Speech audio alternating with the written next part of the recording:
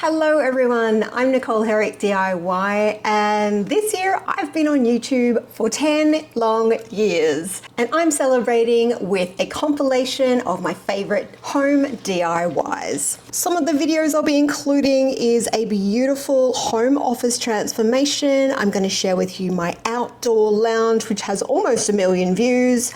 We're going to see my bone inlay cabinet, my bedroom makeover, some 20-minute modern art, a kitchen makeover, an outdoor makeover, some simple bedside tables makeover, a curved inbuilt niche, my recent pergola video, a garage to art studio, and an acrylic pour artwork. If you've never seen me before, then welcome. Please subscribe for free. Drop a comment below to say hello, I'm new. I always try and answer any questions and say hi back. That's enough for me. Pop this video on if you would like to binge watch some of my projects. Pop it on whilst you're at work in the corner of your screen, or put it on to fall asleep to my dulcet tones. Okay, let's get started. Hey everyone, Nicole Herrick here.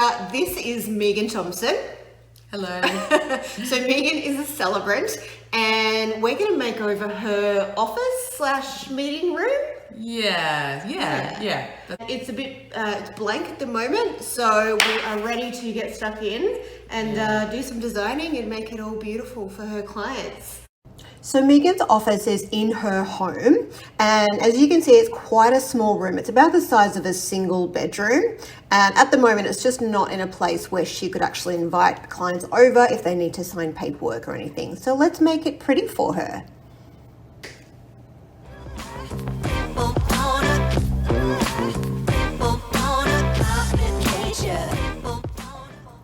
Now, before I actually start telling you about the design, I need to mention that I am not a designer in any way. I am not an interior designer. I am not a contractor. I'm just a complete beginner, complete DIYer. I just like making things look pretty.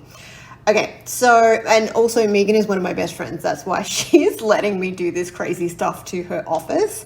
So Megan wanted a Hamptons / luxe inspired home office. So here's just a little mood board that I put together of sort of things that I thought she might like. And I actually presented that to her just to check that we're on the same page of what direction she wanted to go in. And as you can see, I've got a fireplace as inspiration, and I've actually got it done in this little sketch. I'm sorry, I'm a terrible illustrator. So this is just the basic layout of the room. We want a couple of chairs that her clients can sit in, fireplace, and then a long desk at the back. We also need some storage for the printer and stuff. So that is going to be on the wall that you can't see in this illustration. Okay, so the first thing I did is wallpaper that back feature wall. Now, I've never wallpapered before. I just kind of looked up some tutorials on YouTube, as you're doing right now. And yeah, the first thing I needed to do was set a plumb line. So I just taped a piece of string up the top, used a weight at the bottom, and got a nice vertical plumb line. I then just put some glue on the back of the wallpaper, and I'm putting the very first panel of wallpaper right in the center of the room. So that plumb line is not in the dead center of the room. It's in the dead center plus half of one of the panels of wallpaper. Does that make any sense? I don't know. And so that plumb line, you just make sure that it's lined up perfectly with the side of the first panel. And then after that, you don't need any plumb lines. You just continue joining them up. And yeah, with this wallpaper, this is called grass cloth. It's actually a faux grass cloth. I think it was about $50 to $60. We only needed one roll of this, and I'll link below where I bought this from on eBay in case you want to get some. But it's such a beautiful luxe texture. I absolutely love grass cloth. It instantly brings a little bit of luxe to any room. Next up was wainscoting time. So I'd never done wainscoting before either. So I just did this sort of visual for myself in Adobe InDesign, just so I could kind of work out how much timber I was going to need. And I got all of the timber from Bunnings, from the moldings and trim section. And I'll also link below the pieces that I use, so you can check it out. But yeah, chair rail and then just lots of boxes on the wall.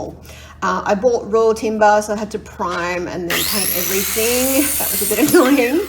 I have a miter saw, so that was really easy. Miter saws are really cheap, guys, so if you don't have one, just go and get one. And if you don't have another person helping you, a chair and a tripod makes a great second pair of hands. So this is the chair rail that I'm putting up here. And then this is the wainscoting. So you can see here I'm hammering in 3 nails per section, and I'm doing a locking method. So some are going in from the outside edge and then some are going in from the inside edge, and that just stops it being able to be just yanked off the wall. It locks it in place, if you like. And then once you've got these on, you need to fill all of the gaps. There is a massive gap just here in this corner. They're not usually that big, but I just wanted to show you how easy it is just to clean up any little gaps like this with wood filler. Once this was done, I let that dry, gave it a little tiny sand, and then just a quick lick of paint across all of the decorative trim to seal it all up. You can also put caulking, but you don't need it. So now it is time for the fireplace. So I bought this fireplace for $120 secondhand on Gumtree, and I just took off the timber part and I just prepped it with some basically like liquid sandpaper, and then I primed it. You've got to use Zinsser BIN 123 for this kind of work, so I'll pop that in the link below. But this is how it turned out, all white. It looks brand new. It was so satisfying. I also picked up some free marble tile offcuts from someone who had smashed a couple of massive big sheets. So yeah, I bought a tile cutter for $15 and learned how to cut a tile on a wet saw. And it was really difficult, so that's why I'm doing a little yelp at the end. I just put down some MDF and some rubber matting underneath and then trimmed it out with some quarter round, just so that she could take it out. I'm not sort of damaging the actual sort of structure of the room. Now, unfortunately, we couldn't install the electric part of the fireplace because it was backing into a pantry and we just didn't feel that was safe. But I could still install the surround and the mantle to give that beautiful warm fireplace feeling.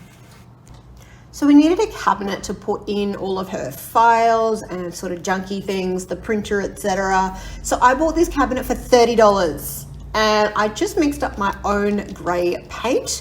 You always add either a little bit of blue or a little bit of red with your grey paint to give it a little bit more depth. And obviously I did a bit of liquid sandpaper and primed it ahead of time, but this is just me painting it. Very, very satisfying to go from ugly brown to a nice pretty grey.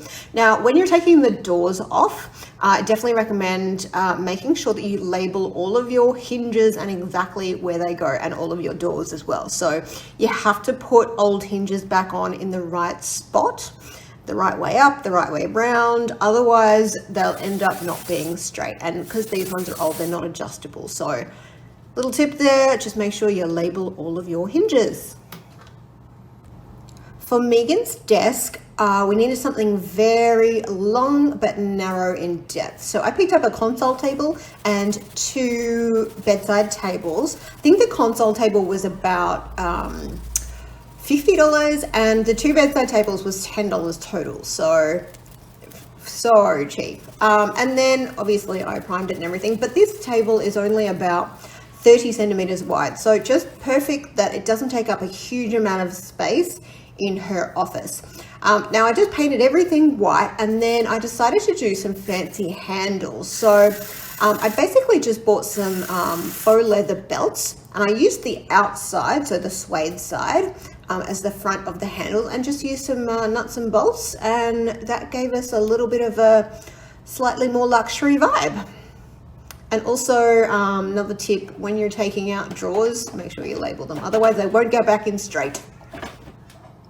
One thing a lot of people forget about is lighting. It makes such a difference in every room. So Megan only had a naked bulb, so I got this changed to a multi-directional light so that I can cast light onto the feature wall, the artwork on the other wall, the other artwork on the other wall, and then one straight down to the meeting room.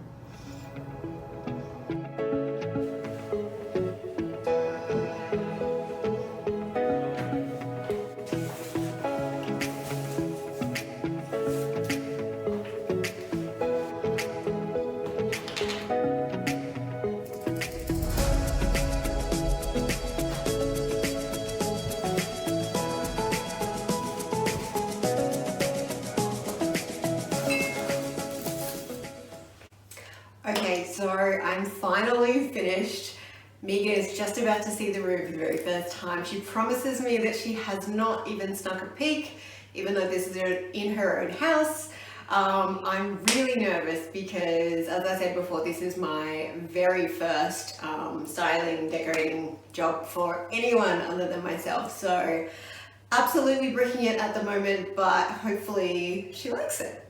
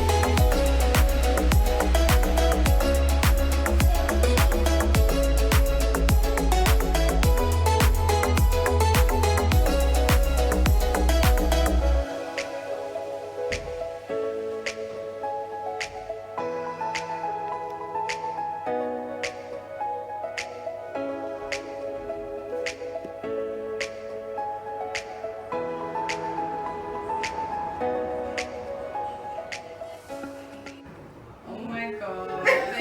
Oh my god! This looks amazing. It looks so much fun. It looks so much bigger as I well. know! It looks twice the size of what it was. Do you remember like how just cramped and empty Yeah. it was? I would never have thought in a million years that this stuff would fit in here. I know! I'm so glad that we didn't get those really expensive chairs because they would have been huge. They're perfect. Yeah!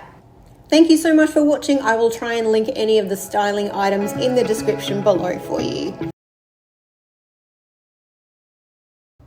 I never really hang out in my backyard because it's just not comfy. I really wanted a big comfy couch with big chunky arms.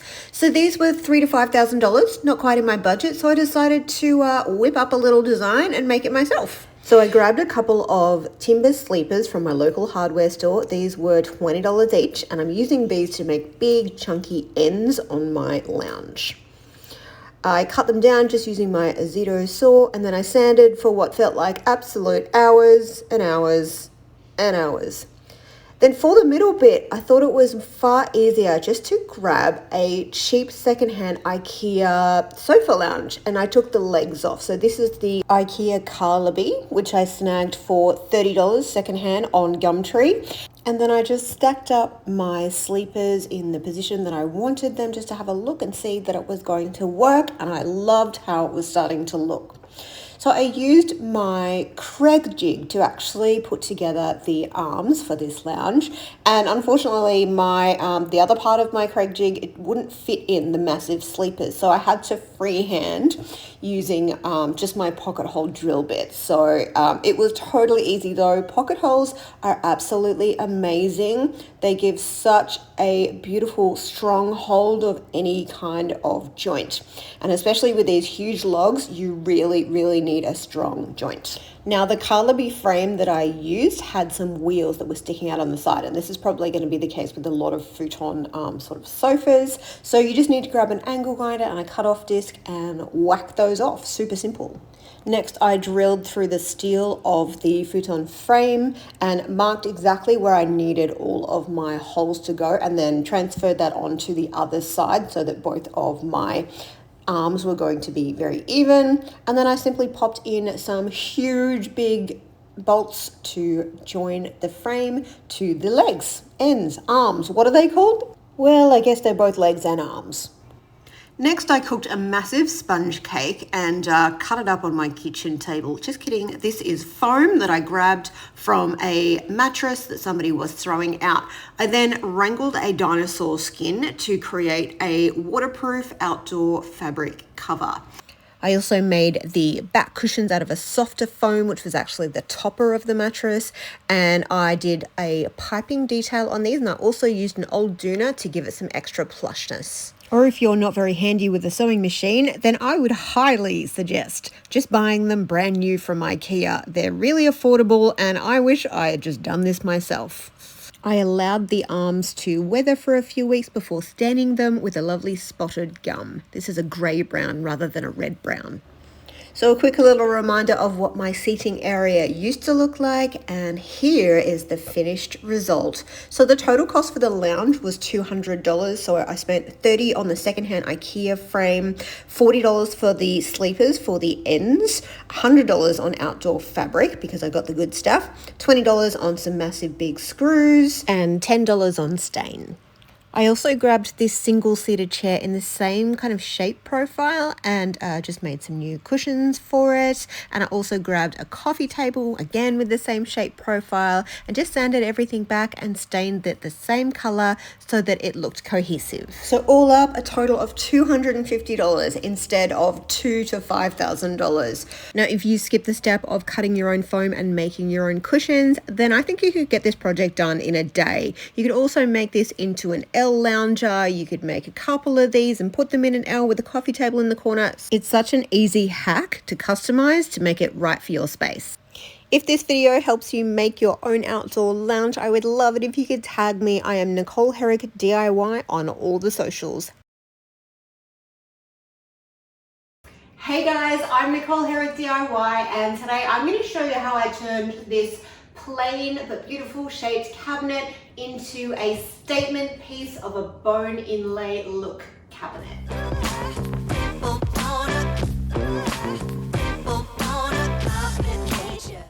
Alright, now I got this piece free on Facebook Marketplace, and this is what I want to turn it into.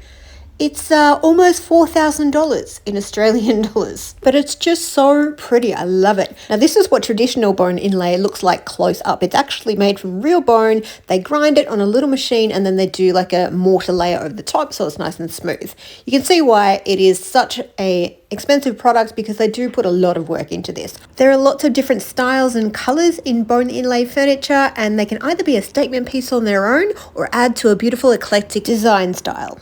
Now, the star of the show is going to be my brand new Cricut Maker. So I'm going to use this to design and cut my own stencils to stencil on all the patterns. So I was actually going to do this all by hand, but Cricut actually reached out to me and asked if I had any projects coming up where I might need a Cricut Maker. So yeah, I thought, instead of having to hand stencil everything, why not just use this? They actually have proper rolls of stencil media. It means that I can custom make my own stencils to fit everywhere I need to on the piece, and instead of sort of having to order some stencils online and have to try and make them work to fit with the dimensions of my piece. Now I can also actually design my stencils in Cricut's Design Space software, and I don't need a huge amount of knowledge about using their software. It is literally super simple, anyone can do it. They have thousands and thousands of shapes and designs that you can kind of bring in and pull together and create your own stencils without having to draw a thing. So that is really cool. I'm so excited. It'll be my first time using it, so I'll be giving you a little review of how I like it. how the software works, and yeah, we'll see how it goes. Let's measure up exactly all of our drawers, doors, the top, sides for my stenciling.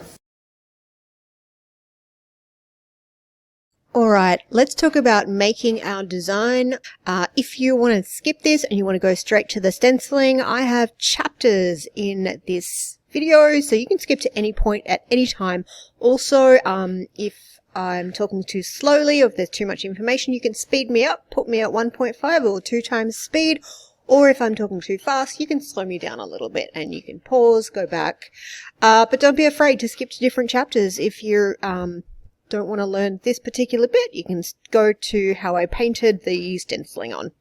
Okay, so here is one example of the sort of traditional bone inlay look. So you can see we've got some swirls of leaves, and then we've got some dash and dots along here. We've got some more leaves, and this one has flowers. I don't particularly love the flowers that much, but so I've got another couple of examples. Now this one help me kind of see a little bit more of a simple design. So you can see it has one swirl going this way, another swirl that connects going this way, and then another swirl that connects going this way.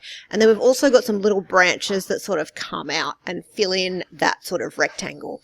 And then we've got our little sort of diamond plus shapes around the outside. And here's just a little bit of a closer look. This one's actually mother of pearl, which is a little bit of my inspiration. So it's kind of, it's bone slash mother of pearl, but just like a little bit sparkly rather than actual bone or mother of pearl, because I tried to paint this and I couldn't do it.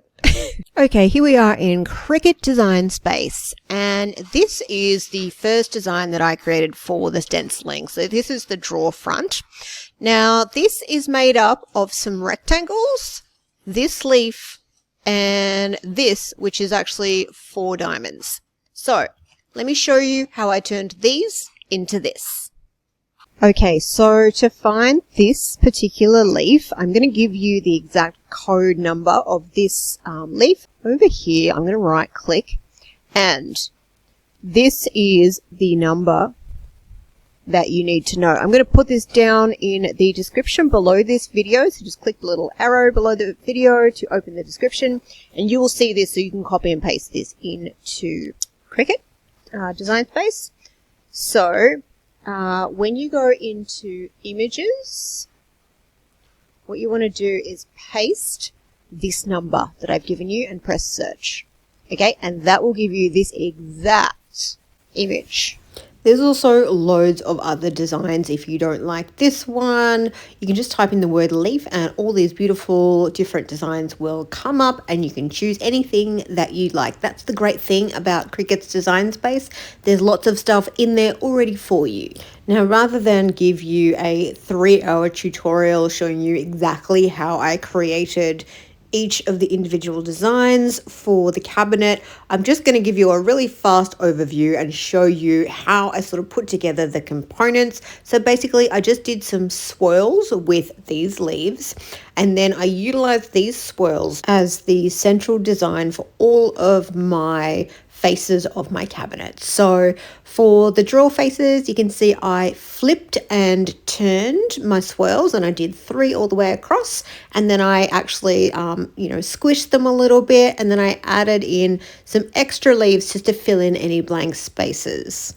Then for the border of these little sort of plus diamond things, it's just basically 4 rounded edge diamonds together, and then copy and paste them to go the length that you need them to, and you can distribute them evenly. Now for the doors of the cabinet and also the sides of the cabinet, I created this shape. So I actually just used my swirls and mirrored them against each other. So you can see there's 2 swirls at the top and 2 swirls at the bottom, and they mirror each other. I also put a little flower in the middle, and this is just basically 6 ovals with some lines through the centers. I then utilized several of this design to do my full top piece of the cabinet. So you can see I've got 4 of that exact sort of door slash side design, and then I've also added an extra border on the top because I wanted it just to look a little bit different and give a little bit of extra impact on that top space. And the last little design that I did was just some dash and dot strips, and this just goes along all of the edging of the piece wherever there's a blank space. Okay, now that that design part is done, it is time to prep our furniture. So I just took off all of the hardware, including the doors and any handles and things. And this was a varnished piece of furniture. So you might have something that's already pre-painted. Basically, you just want to give it a light sand so that the primer will then stick to that roughened up surface. I just used my Azido orbital sander, but you can just use sandpaper if you like, and obviously just use hand sandpaper to get into all those little nooks and crannies that you can't get into with your sander. I wiped down my piece just with some alcohol to get all the dust off, and then it was time to prime. You'll only need to prime if your piece of furniture isn't already painted. Then it was time for top coat, and I just chose a nice light beige colour. All right, now let's get these stencils ready. Okay, here is my first full page ever cut. So let's sit here and weed out all the pieces that we want to stencil. If you've never used a Cricut before, it's basically a cutting machine, but you can cut through all sorts of different media. You can also use different tools in there, so like a pen, a scoring wheel, an engraver, and even a debosser. So these types of tools mean that you can cut a variety of things. So there's all sorts of different vinyls that you can use. You can cut paper, you can cut cardstock, you can cut fabric, you can cut leather, you can even cut balsa wood. So you can make so many different things, from stencils to t-shirt transfers, wall decals, cute mugs and wine glasses, cards, paper flowers, leather crafts, cake toppers, quilts, dolls' clothes, stamps, pantry labels, and even Christmas decorations. But these are just a few of the different things you can make because it's only limited by your imagination. Thank you for listening to that promo, and now back to our regular program. Okay, so with stenciling, what I found was that the transfer tape was just a little bit too sticky and it was peeling little flecks of my paint off. So I was given a tip that you can use microfiber cloth to take a little bit of the tackiness off just by laying them over the top a few times and dragging them off, and then using your transfer tape. To line up all of my pieces on their individual faces, I used some painter's tape just to give myself the little border that I was allowing on each piece. Now, when peeling the backing paper off, just take your time. If any little bits get stuck, just press them back down. And you don't want to burnish stenciling on, just wipe it over gently with your hands or a microfiber cloth, and then peel off your transfer tape really nice and slowly. If a few little pieces of paint come off, do not worry, because you can touch them up later. Now, I did 2 coats of white matte acrylic paint for my stenciling, and I also added a top layer using a iridescent varnish mixed with some macro pearl pigment. Now, this is optional. I just wanted to give like a little bit of an iridescent sheen to the actual stenciling part, and I found it helpful to use a torch when I was adding that layer of the iridescent sheen, just to sort of see where I needed to actually still paint, because this was a clear substance. I let my 2 coats of white dry in between, and then after I did my iridescent layer, I immediately pulled off the stenciling and did not allow that iridescent layer to dry. Otherwise, it sort of tends to like peel a bit of that iridescent layer with it. So as soon as you've done the iridescent, pull off the stencil. I also found my torch really helpful when I was weeding the stencil off my painted piece.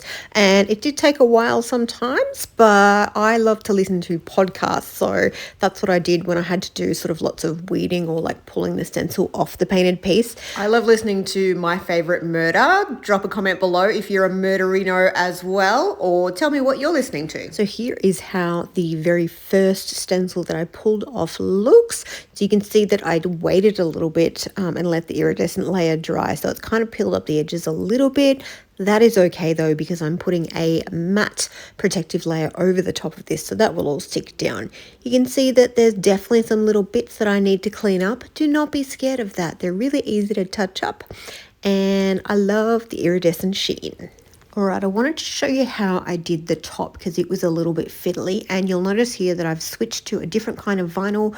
I ran out of the stencil vinyl, but I was able to get the removable wall vinyl from Cricut. So this also is very much the same thing as the stencil vinyl. It is easy to remove from painted surfaces, so that's why this one is a bit different.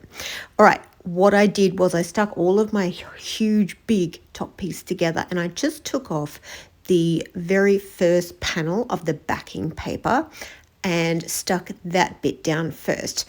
Then I rolled everything back on itself and then pulled off the entire backing paper that was left on there, and then slowly unrolled it onto the top of the cabinet.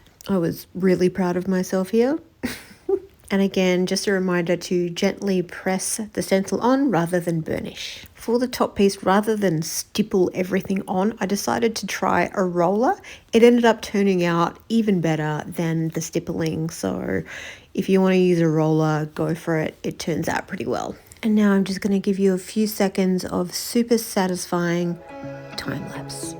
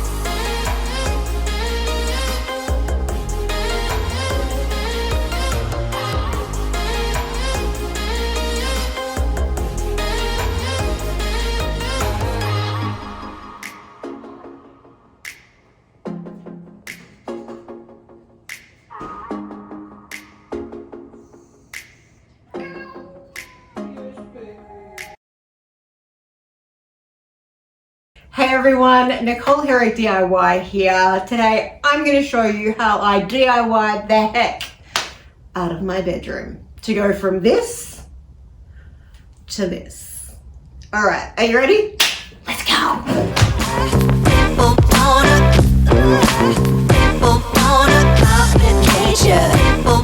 So I did my bedroom as part of the one room challenge, which is a challenge rather than a competition where twice every year, loads of different interior designers and DIYers from all around the world come together and they do one room at their own pace within 8 weeks.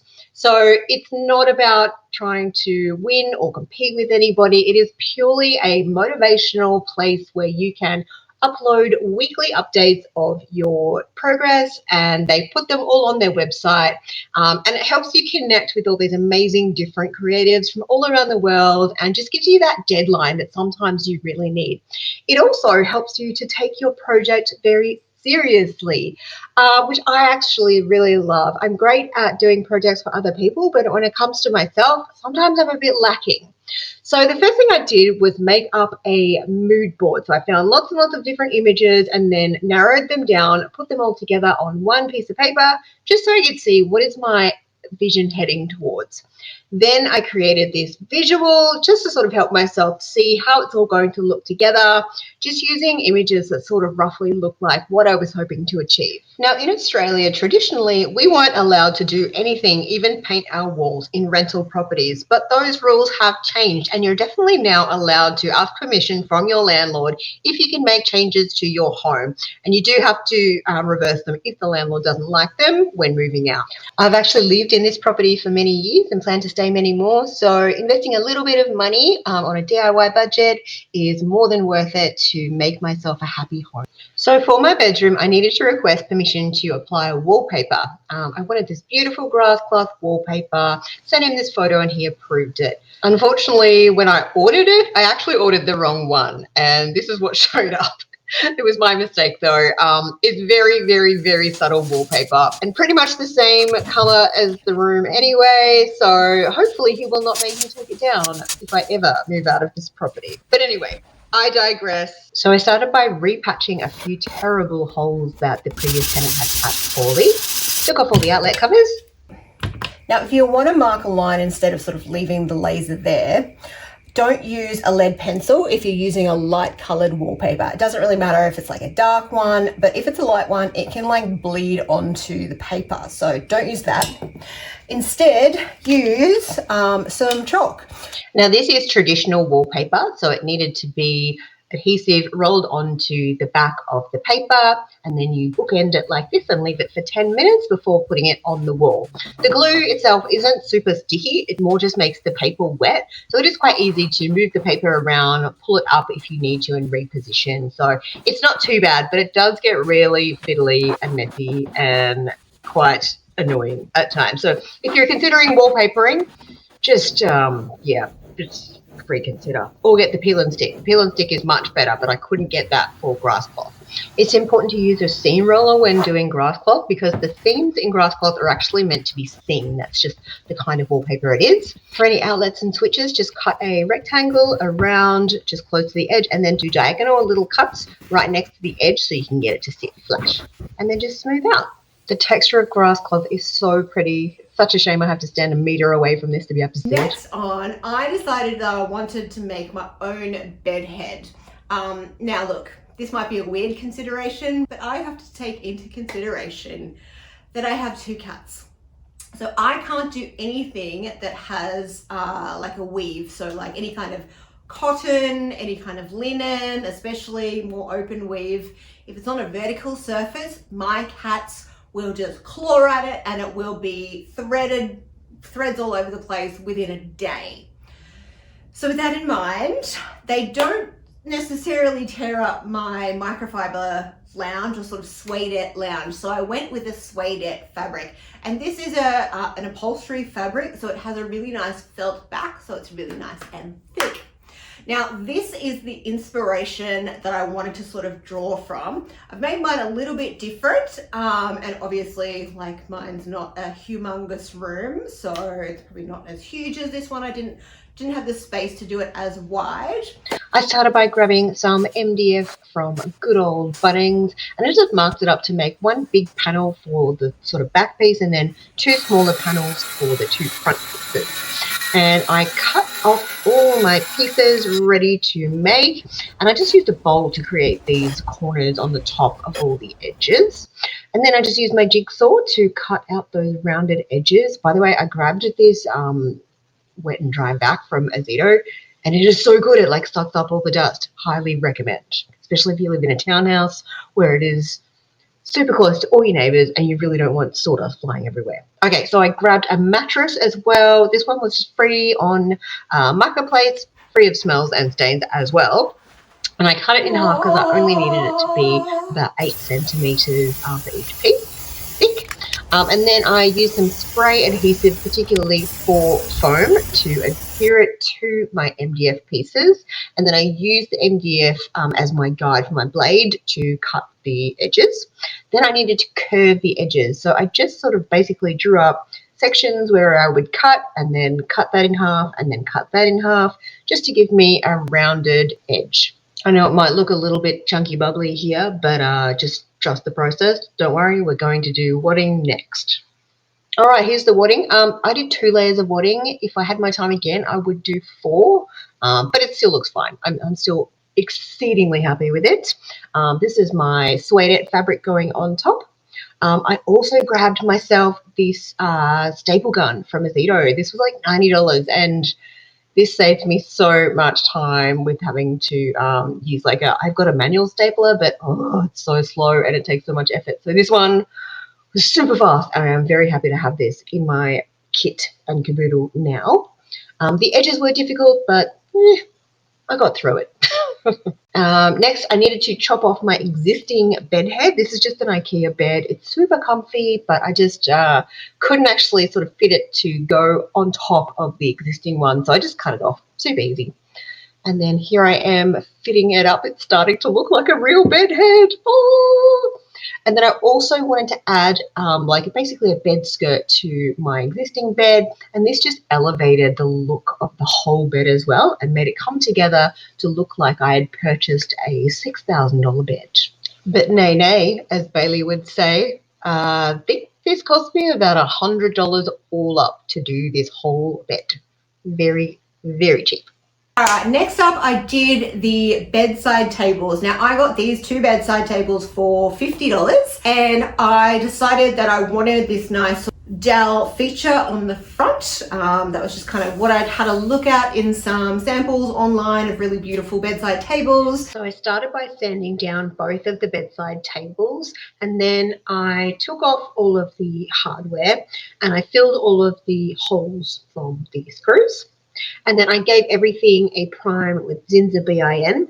Then I grabbed myself some half round dowels just from our local Bunnings. These can be a little bit pricey, but it was well worth it for what I was wanting to do.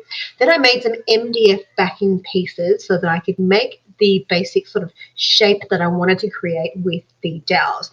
I also drew myself a sketch so that I could make use of the dowels without having to cut every single individual one to match every single triangle, to sort of match them all up to save some time. Then I just taped everything off and then recut everything using the backing MDF as my guide. And there we go. How easy is that? Now, I would have loved to have done it the traditional timber color, but it was a little bit too pink. I'm so sorry, everyone. I painted it beige. I know you're going to hate me, but here it is. Like, come on. It looks kind of pretty, yeah?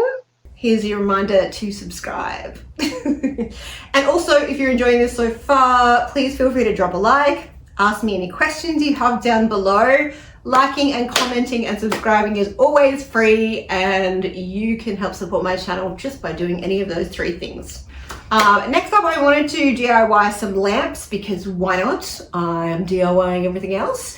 And I really wanted I saw these lamps that had the bubble texture of these that they have at Kmart, but they were sort of taller. So I had this idea to just stack them on top of each other. They also had these little tiny lights that were $10 each, and it fit perfectly into the top one, so I didn't even need to prop it up or anything. And then these lampshades are from Bunnings. They were also very, very affordable. But there you go. There's my sort of $300 to $600 lamp for around $50 per lamp. And of course I had to paint it black because I was putting pops of black all through the room. I used this spray paint suitable for ceramic, and I also applied gold foil to the stem. There was a beautiful Duno cover. Sorry, we say Duno cover in Australia because we're weird. Duvet cover is what I mean if I'm ever saying Duno cover, from Freedom Australia, and it was $250, which I can afford. But did I want to pay that? No. It's literally just 2 pieces of fabric. The reason a lot of people don't make their own duvet covers is because fabric, when you go to the fabric store, just regular dress fabric, is not wide enough to make a sheet or a duvet cover. But curtain fabric is, and you can get some beautiful linen fabrics in the curtains department. I wanted to do a blanket kind of edge on all of my duvet cover. So I didn't really use a pattern or anything. I just kind of measured it all up, popped in a zip, and it was really easy. Yeah, just 2 pieces of fabric in a zip gives you a beautiful looking duvet cover. It's a little bit wrinkled there, but how good is that? That probably cost me $60. For throw pillows, I took some inspiration from these beautiful feather-filled cushions from Oz Design Furniture, but at $160 and $100 each, and I needed 3 of the white one, I was making them myself. I actually made my own fringe as well, just using a pin to pull out threads, and then joining it all together. Super simple. I just also popped in some invisible zips, and I also had some feathers laying around, don't ask me why. So the 3 large 60 by 60 centimeter white cushions cost me maybe $20 total for all 3 cushions. That's including zips as well. Buy them on eBay or Amazon, much cheaper. And I just love the way you can manipulate a feather-filled cushion. They are so soft. And I also found this beautiful black and white fabric on clearance for $5. So the next DIY I did was I ripped apart my Ikea armchair that I got for $20 on Gumtree or Marketplace, one of the two. $20. Ikea, super simple to take apart. All I did was turn it over and take off the nuts off the bolt, and then I could just literally pull everything apart. Surprisingly, this one was actually all, the fabric was secured with Velcro, which was so handy. Everything just sort of came off super easily, and yeah, I was able to make a pattern out of all the fabric. Now, I knew that I wasn't ever going to reuse these covers because they were very stained and smelly, and they wouldn't wash up very well at all. But so I did choose to rip these apart, and I just made sure I marked everything and made sure I was, knowing where all the Velcro needed to go, so that when I ripped it apart, I knew which piece came where. I just used my unpicker and for a little bit, and then just rip with my hands. Super easy. Now this is a fabric called Teddy fabric, and it's very, very affordable, and much more affordable than sort of regular boucle, but you can definitely get that boucle on-trend look just using this cheaper fabric. I just laid all of my pieces out, pinned everything down, and then cut around. And whilst I had the piece there, I actually ripped all the Velcro pieces off the original, and then reused those in the exact same position. Easy. I then just sewed everything up where any seams needed to be, and also sewed on the Velcro, popped it back on, and this is how it looks. I spent $60 on fabric, so this total was $80 for an armchair. Next up, time to paint an artwork for my wall. So this is a $22 frame from Kmart. Rather than buying a piece of MDF and building your own frame, this for $22 is going to work amazing. And if you want a black frame or a white frame, just paint it. This frame had an MDF backing, so I simply took that out and primed it with Zinsser BIN. Don't use a water-based one, it will swell the MDF. All right, let's start with some texture. And the reason I'm in a hurry is because this is the Wonder and Challenge, and I've literally got like a day to finish, and I've just got to whip up an artwork.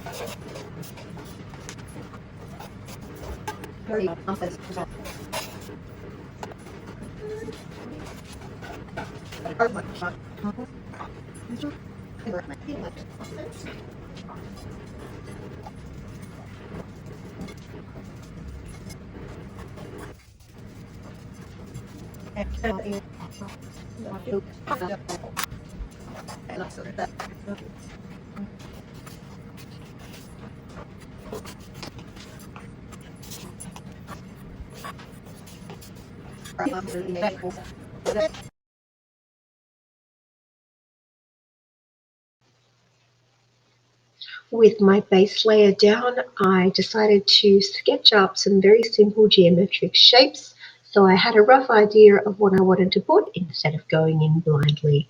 And now back to your painting ASMR. Oh, there's no sound in this one.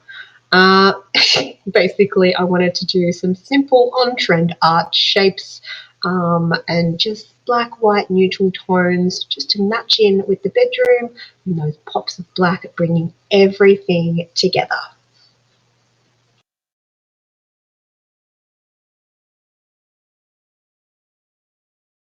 The last few finishing touches, I put up some curtains. These are just Ikea curtains. I think they cost me $48 plus Sephora, so maybe $60 for these curtains, and they made such a huge difference in the room. I cannot tell you how much curtains make a difference. It just made everything feel so much more luxurious and soft and cozy, and putting them right up at the ceiling level and bringing them all the way down to the floor just makes the room feel a lot taller and grander as well. So I definitely recommend doing that. Whilst I was putting the curtains up though, I realized that the vent was a disgusting yellow color and I had to paint that. So I ended up taking that out, spraying it white, putting it back up, and it became invisible. So definitely do that if you're ever doing up a room and you've got yellowed vents, or even like light switches, power outlets. If they're all yellow, you can really change them out so easily, or you can paint them super cheap. This is a drum shade that I found on the side of the road during hard rubbish, giving it a bit of a clean up. On my ceiling, there's literally just a blank light bulb. So I grabbed a pendant extension kit, and that just pops into the existing socket, and then you pull up the cover over it.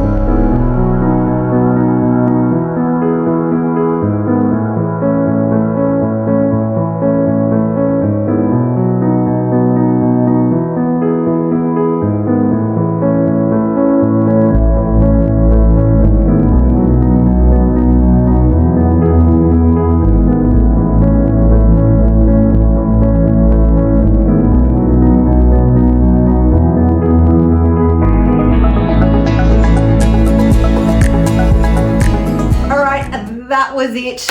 What do you think of the before and the after? Was it worth it? Was it worth 8 weekends of my life? Absolutely. And just in case you're wondering how much I actually spent on everything and how much it would have cost to buy versus DIY, Here is my cost breakdown. So to buy everything would have been $6,480. But for me to DIY everything, I spent $759. Yep, definitely worth it. Now every time I walk into my bedroom, I feel just so calm and peaceful and luxurious. I may not be luxurious myself, but my bedroom is.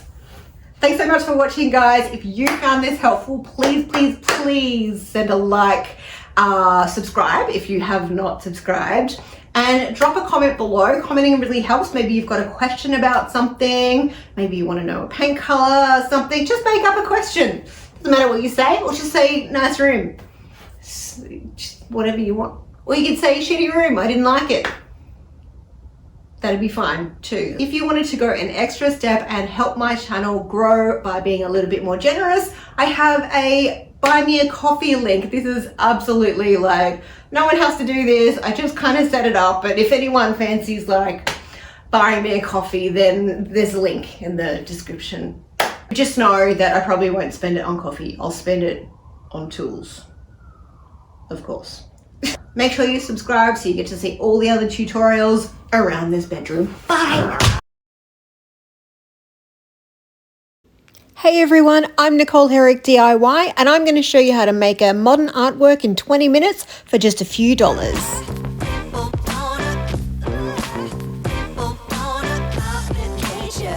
Grab yourself a cheap frame and take out the backing and also the glass, and just prime and paint the backing to be the color that you like. I went with white.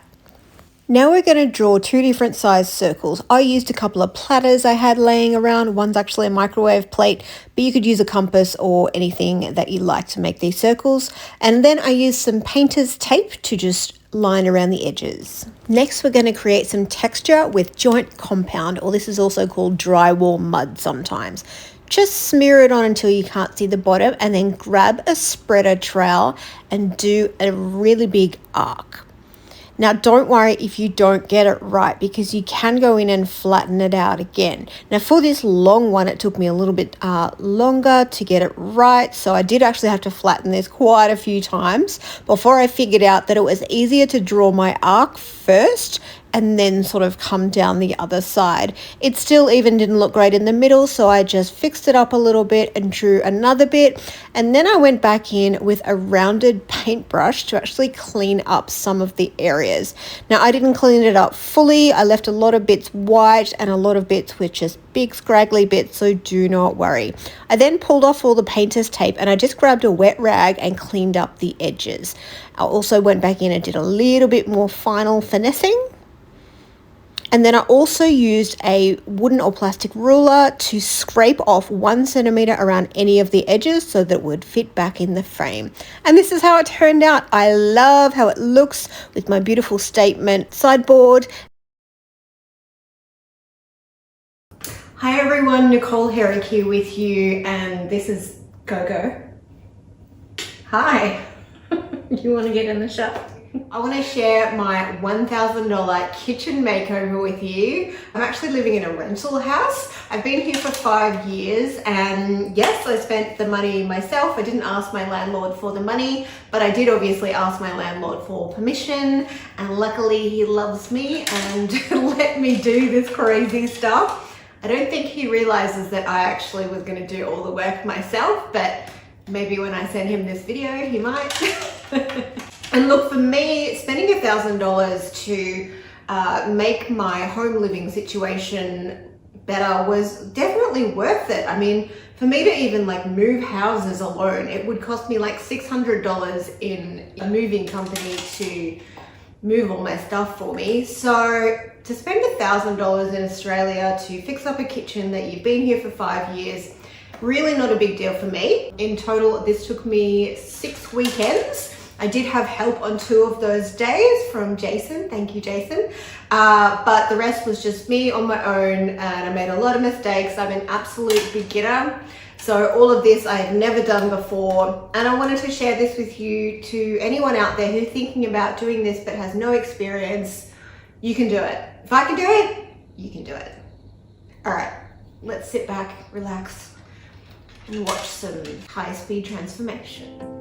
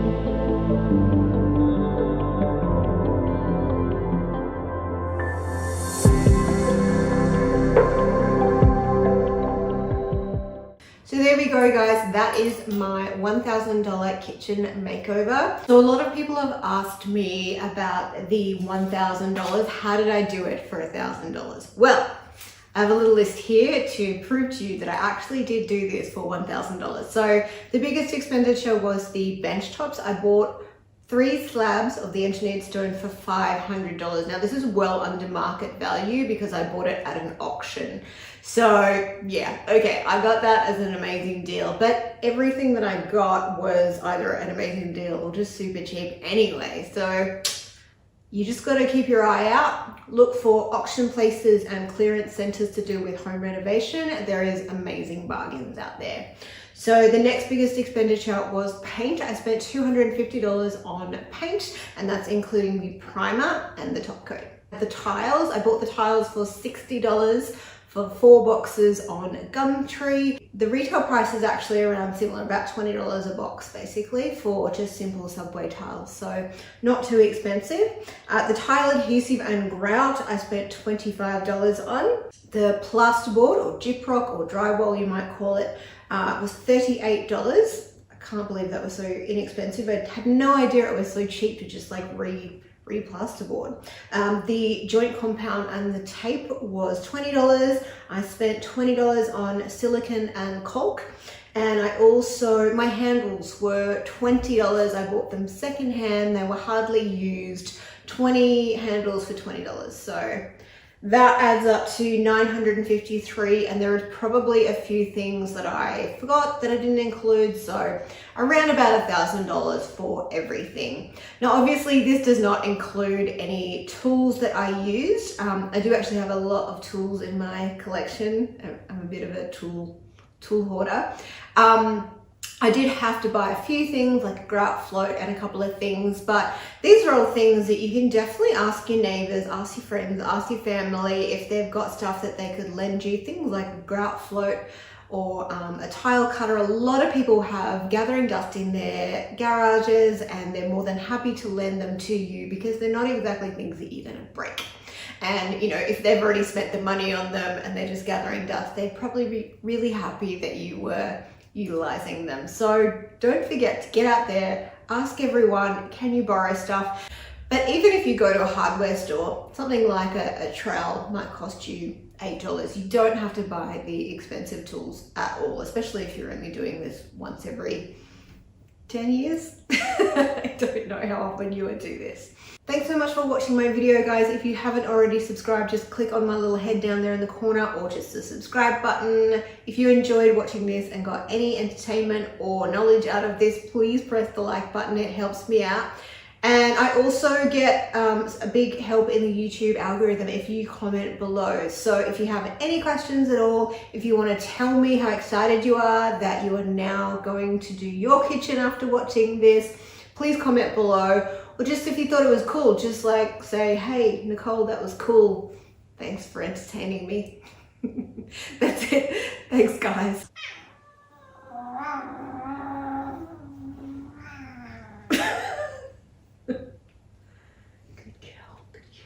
you just sit there. Hey guys, I'm Nicole Henig, and apparently it's backyard makeover time. We are coming into summer here in Melbourne, Australia, and we have been actually in some form of lockdown for basically the past 7 months. Literally, the retail stores opened 36 hours ago. So we have been itching to get out, but we're also still very restricted in what we can do. So what better to do than to make our backyard a little bit prettier? My housemate's friend came over, looked at our backyard and went, oh my gosh, this could be so pretty if you just did a few things. So she has decided that we're doing a makeover. So I'm going to help her. She's going to help me. We're going to do it as a team. And let's see if we can kind of make this look a little bit better. Are you ready? Let's go.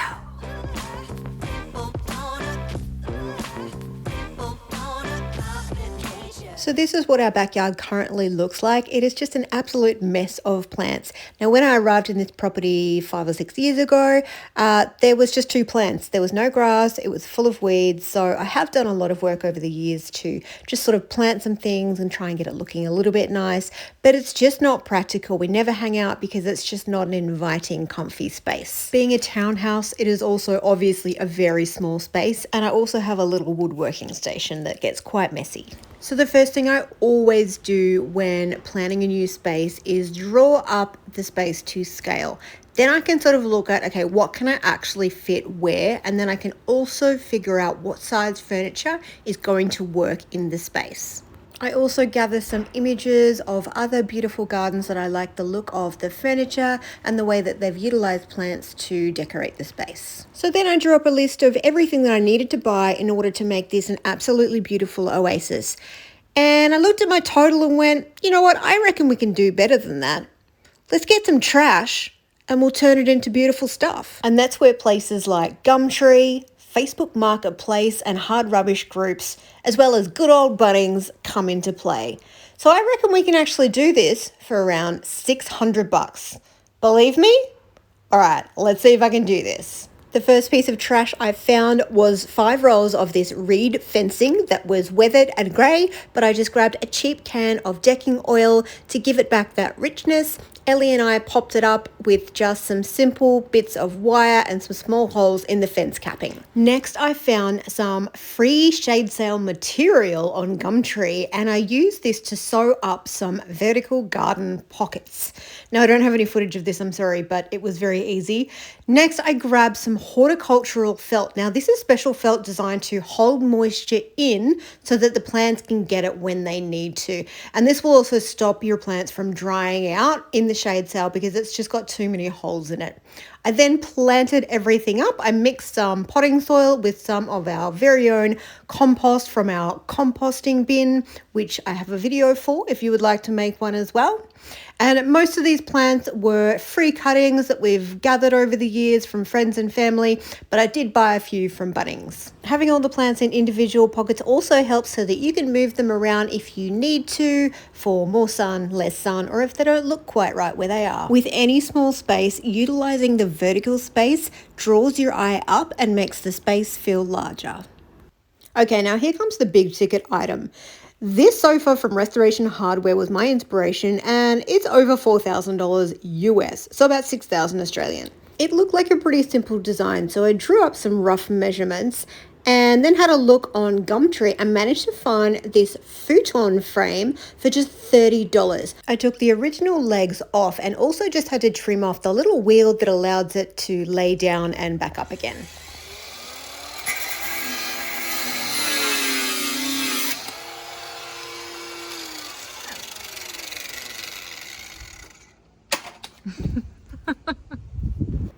Then I grabbed a couple of 2.7 meter pine sleepers. Now, 2.7 meters just fits in my car, so that's something to keep in mind as to how much you can fit in your car.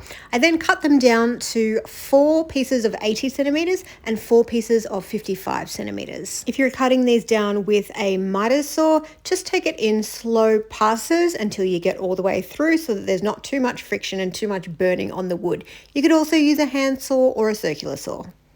Sleepers come in pretty rough cuts, so it's good to give them a really good sand until you get them down to a smoothness that you're happy with. They don't have to be super smooth because remember, this is just outdoor furniture. So these cut pieces become the legs / armrests. So I used a pocket hole drill bit to actually put together these legs. And I would have used my Kreg jig, but they just wouldn't fit. So just diagonal holes, and it's a special drill bit. And I used batten screws to put everything together. And I also used some hardwood offcuts just to raise the legs up a little bit so that when it rained, they weren't sitting in a pool of water. I attached the legs just using some more of the batten screws.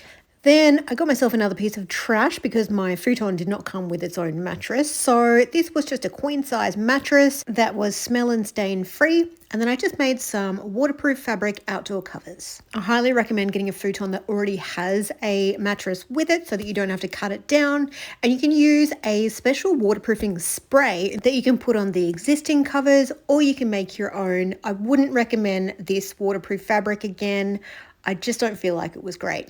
You can also get outdoor cushions and cushion covers from Ikea. Next, I found a really cheap chair frame and a coffee table that were the same shape profile as the outdoor lounge I'd built. I simply sanded all 3 pieces back and stained everything the very same spotted gum wood tone. Another couple of pieces of trash I found was a pre-made panel that I cut to make an air conditioner screen and this Acapulco style chair.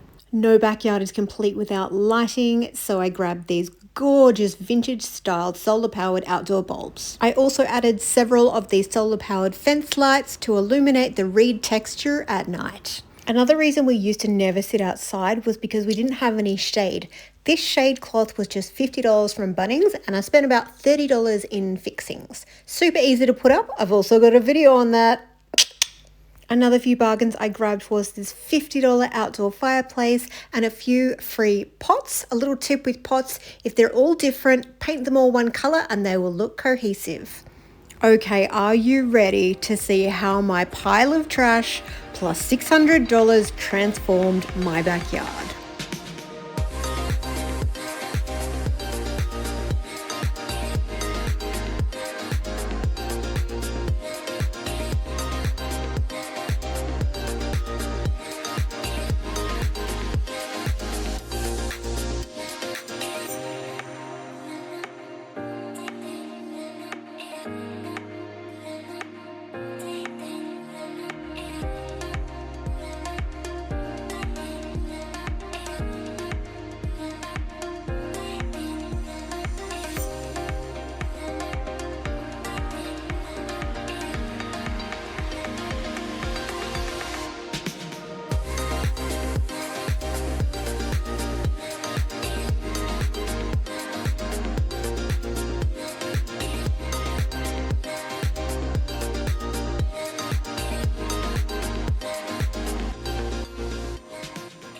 Thank you so much for watching. If you found this video helpful, I would absolutely love it if you could drop a like and a comment, especially a comment. It really helps me out in the YouTube algorithm.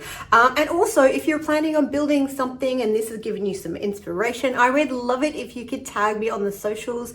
I am at Nicole Henig DIY over on Insta, Facebook, and TikTok. And if you haven't already, subscribe, because that's what you do on YouTube. Thanks for watching, guys. Bye.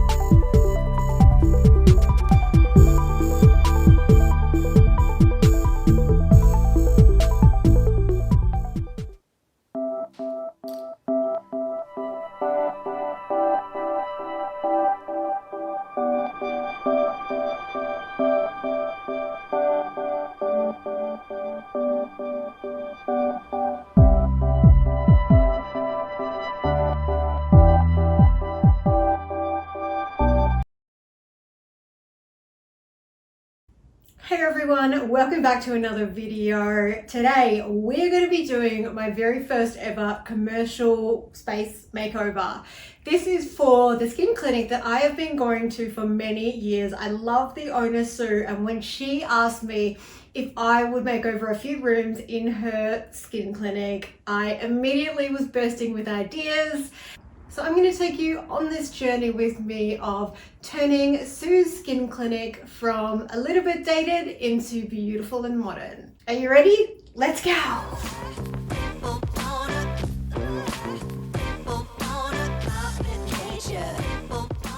Just before we get started, I wanted to welcome any newbies here and let you know that I do lots and lots of DIY projects. So if you love that kind of thing, consider subscribing. And don't forget to hit the notification bell so you know when my next video comes out. Now, if you want to skip all of this first part and go straight to the inbuilt niche, just skip to this timestamp. Let's talk about what my client Sue wanted. So Sue wanted me to lighten up her clinic and to make it look a bit more modern, but still with a classic feel. She likes white and doesn't really like much color. To make the white stand out, I really wanted to add some natural elements. So things like stone, timbers, textured fibers, that kind of thing.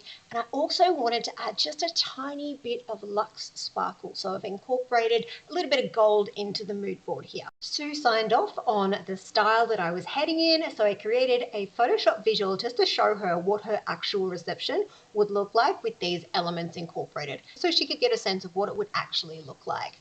She was pretty pleased, and she decided that she was going to take 2 weeks holidays to let me jump in and make a big mess. Okay, so here we are in the skin clinic. Let me show you a little sneak peek of what we look like beforehand, before I make a mess. All right, so this is the reception area. So this is all going to get minimalized. We're doing a big arched inbuilt niche here, so I'm extending this wall. This is all going to be white curtaining, new chandelier, new coffee table. This is going to get transformed into marble, and as well as that orange thing back there. We're doing a new plant system here with 3 big beautiful plants.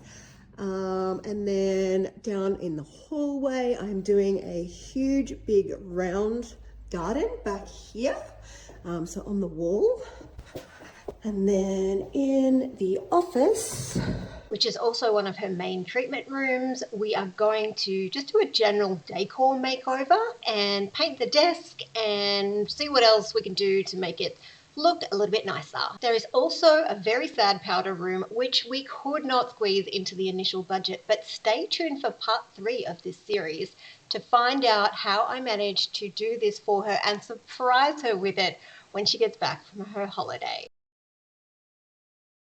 Now, because I am joining up to this wall, you need a little bit of meat of the plaster on both sides to be able to join them with a really good strong seam, otherwise it will crack.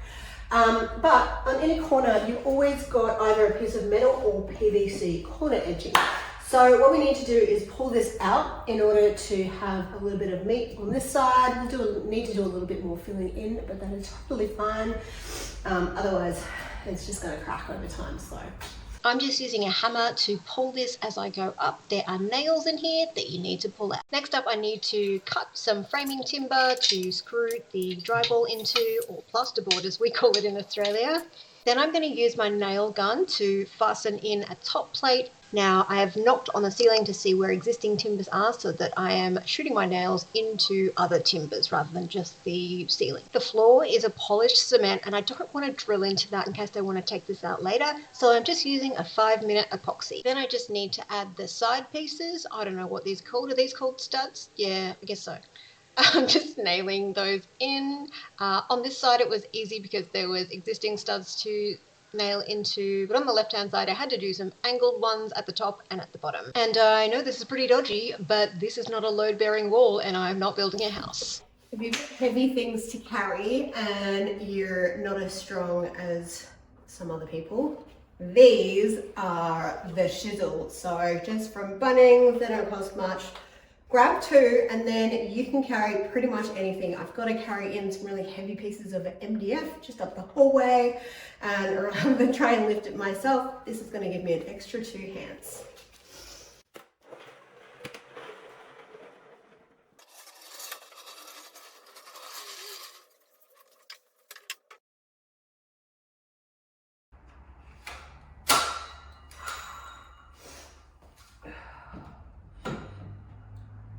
Did I leave that bit in because I thought I looked cool? Yeah, possibly. Anyway, I have no idea how to build a curved top shelving unit, but I just drew myself a little plan, started cutting up some MDF, I made the shelves a little thicker by doubling up, and I just kind of nailed and glued everything together. That's what a lot of DIY is, just going for it and figuring it out as you go. Now, because this is an inbuilt niche and it's going to be quite heavy once I finish making it, I'm actually just nailing it straight into the studs that I'm actually going to just slot into the wall. That's my buddy Paul, by the way. Shout out to Paul for coming and helping me for 2 days on this project. Okay, so now I'm going to put the lights on the back and underneath the shelves. So there's going to be one light that's backlighting the whole arch, and then there's going to be lights all along the center of each of the shelves. And I forgot to route a little bit for the ones on the shelves, so we're just going to stick it there. But that just means that I'm just going to drill a little section out in the center there so that I can poke these through, and they're going to come out the other side so that there's no overlapping. It's kind of a snake thing, I don't know, just watch and see. Okay, so a little more progress. We have the curtain up and it's looking amazing. There's a few tweaks to do on it, but this curtain I got from AliExpress, and oh my goodness, it was so much cheaper, like hundreds and hundreds and hundreds and hundreds of dollars cheaper than getting a custom made one in Australia. So it would have been a few thousand just for this curtain in Australia, but I managed to get it done very, very cheaply. The 10-meter LED light strip is from Bunnings, and I also purchased a separate connector set from Amazon, just so I can sort of have spaces where it's in between the walls so it doesn't get too hot in there. This bit isn't really relevant to anything, but I just wanted to show off my new skill that I acquired of ripping upside down without taking off a thumb. Alright, I managed to not film me turning on the LED lights for the first time and show you how spectacular and excited I was, but trust me, I was excited. Okay, so I'm just going to put a few noggins in horizontally. So noggin is just a wall word. These verticals are studs and these horizontals are called noggins. So because I can't really screw into it from this direction, I can from that direction, but let's just say I couldn't. I've just popped some pocket holes on the underside so that way I can pop it in and just go from underneath and screw them in. I've marked 450 or 500, I can't remember, but between each so that I know where all of the noggins are going to be. And I've also put a piece of tape where all of the noggins are as well to help me when I'm putting up my plasterboard or drywall to know exactly where my noggins are so I can screw into them if I need to.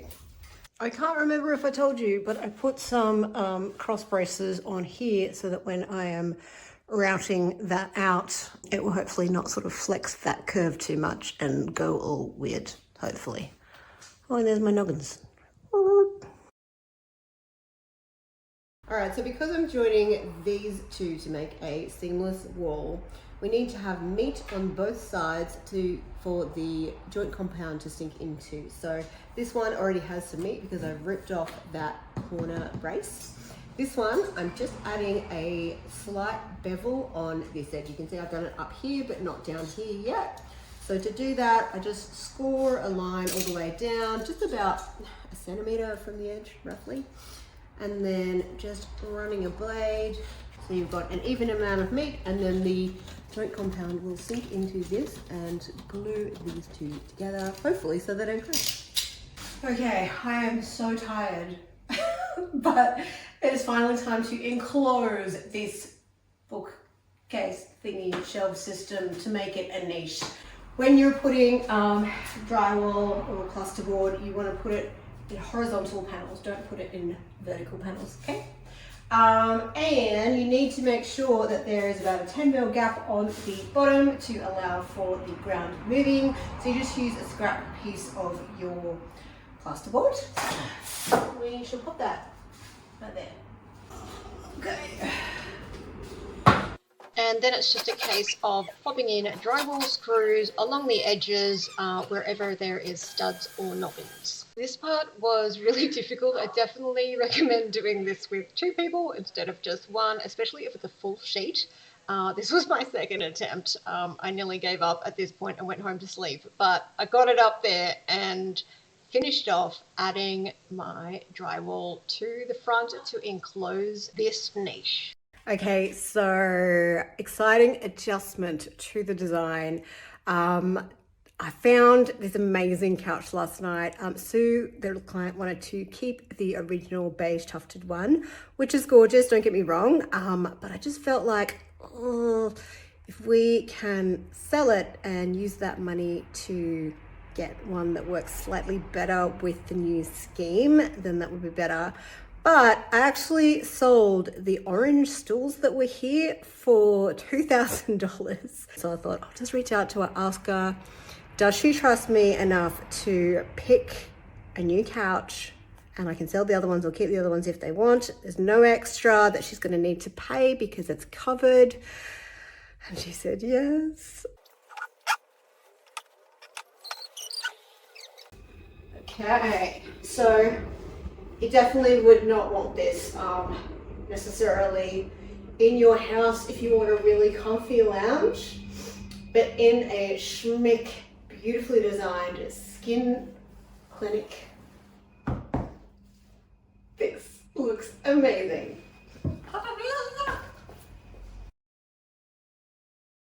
Okay, so this is my palm rudder. I need to put a flush trim bit in here. This is just a regular cutting bit, I guess. So I want to put a flush trim bit in there.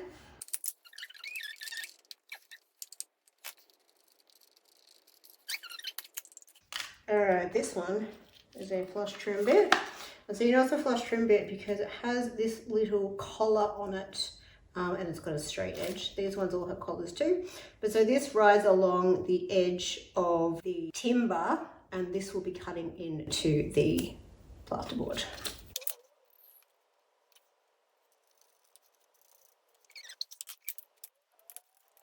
All right, so now we have to set this to a depth of, okay, so the board is 10 mils. Little guide. Okay, I'm gonna drill a pilot hole.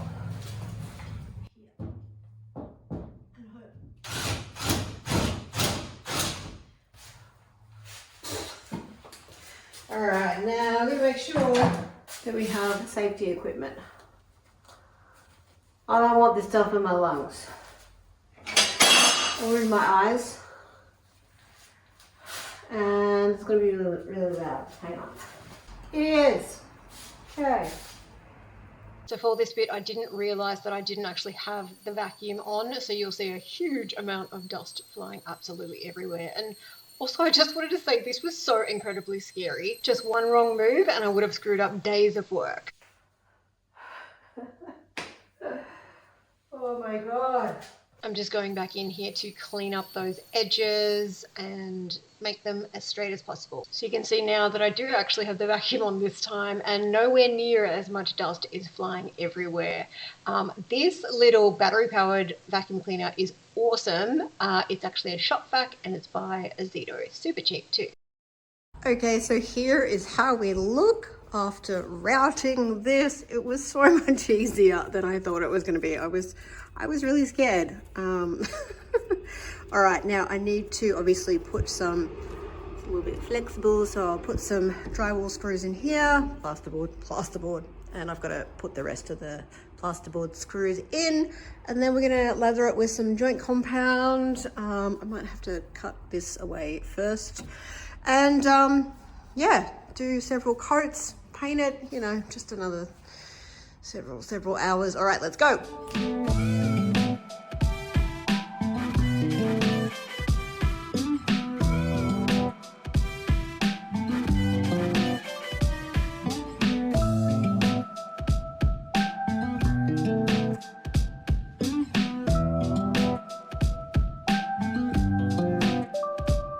Whilst I'm waiting for that first coat of plaster to dry, I'm just going to get the electrician to pop in the new chandelier.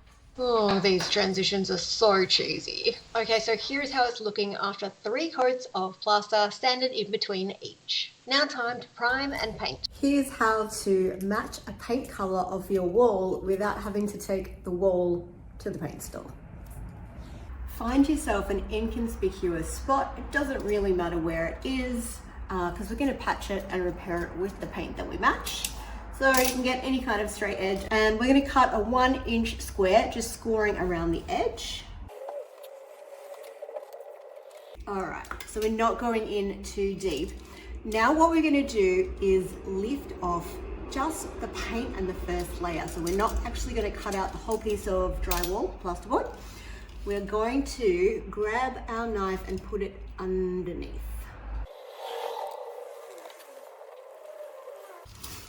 Now I'll go a bit longer.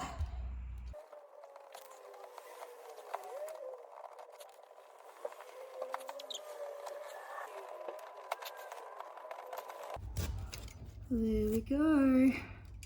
Okay, so I've just got a little bit of the drywall with it. Give that a little rub to get rid of any excess.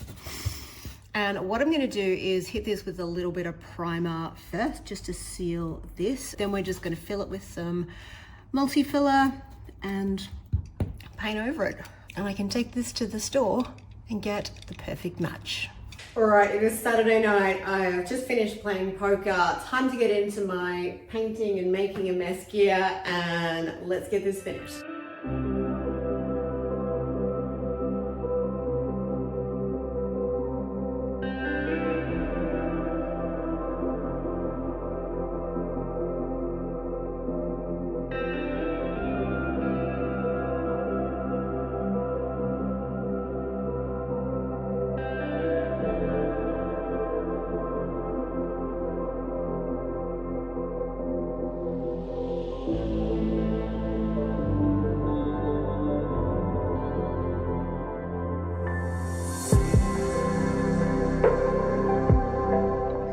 Ready in 3, 2, 1. You didn't think I was actually going to show you her reaction yet, did you? We are not finished this reception area.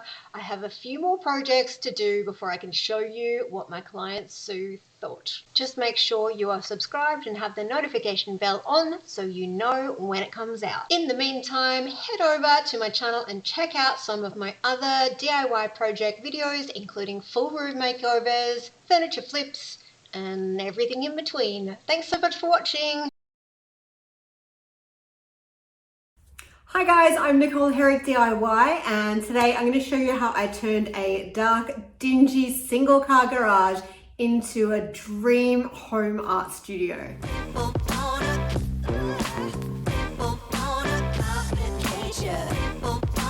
So this art studio is for a resin artist called Mitra, and she wanted just something artsy, something kind of just reminiscent of a lot of the sort of artsy, warehousey vibe studios. So the first thing I always do with any room makeover is look for some inspiration images, run these past the client and just see if this is the kind of vibe that they're wanting to go with. Once I've done that, I put together a bit of a mood board with some colors and also draw up a bit of a plan to see if the layout is going to work for them, and also draw up a little bit of a 3D visual. So for this room, I wanted to go with an all white wall so that we can make this small space feel a lot bigger. And then I wanted to introduce some warmth with some plywood timber tones, and also a little tiny hint of color, but not too much, with a little bit of green. So I wanted to do this with plants as well as just a little bit of touches of furniture. So the first thing I did was to go shopping on Facebook Marketplace and Gumtree for some secondhand cabinets. So whether the client is on a strict budget or not, I think it's always important, if you're trying to look for furniture pieces, rather than buying brand new, if you can find really good condition secondhand, then do it. We stop these from going to landfill, and it's much more environmentally friendly. Plus, you can always customize it to look the way you want with a little bit of paint and some fresh handles, which is exactly what we did. So Azito was kind enough to gift me their battery operated paint sprayer. And this was the first time using a battery operated paint sprayer. I really enjoyed it. It's just so good not having to sort of drag around cords. And this one also has a larger jar or canister on the bottom, so you don't need to fill up as often. It also comes with 3 different nozzle sizes, which is really good because then you can work with different paints of different viscosities without having to thin it down as much. The painting process went really quickly, and I definitely recommend if ever you're painting bricks, it's definitely good to go in with a sprayer because then you can get into all those little nooks and crannies that a brush or a roller just isn't going to be able to so quickly. Being a garage, there was zero natural light, so I managed to score this free second-hand sliding door and window set that somebody had pulled out of their house. All we needed to do was sort of break it down into 2 parts so that we could get it in my van, and then we were able to install it. Obviously, we also had to install a wall to sort of bring it all in together to make a proper sort of wall/door, but we did it just by ourselves, just 2 chicks. How good is that? The look on Mitra's face says it all. Next, we needed to attach it to the brick wall. So I just used some dino bolts for this and drilled straight into the brick with a masonry bit, hammered them in, and then promptly stood in front of the camera whilst I was screwing it in. Yep, that's just how it goes. Then we built some stud walls to go at the side and then another one to go along the top. And we just tapped them into place and then secured everything in with more masonry bolts. And the most satisfying bit was popping on the sliding door. Oh my God! Look at that. We just got in a door and 2 windows. I know. That does look incredible. But oh my goodness, we just turned a garage into a room.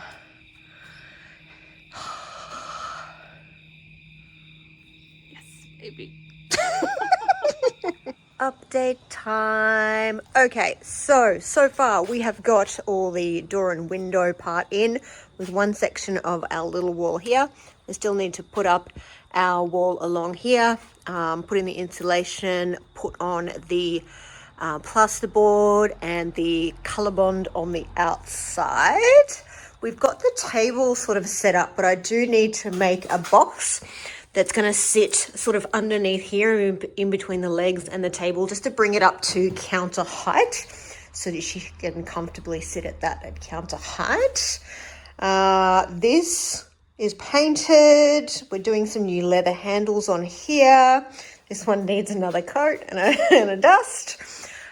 We have the shelf back up that needs to be painted.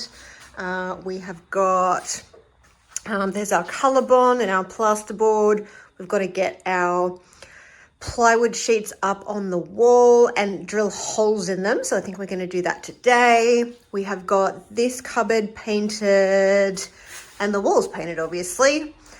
So I think that's where we're up to. Oh, we also are in the middle of making the shelves for inside here, because this is going to be the drying rack cupboard. So they're going to have big trays that she can pull out, grab an empty tray, pop it on the table, make sure it's level, pour resin onto projects, let that set for a bit with a cover over it.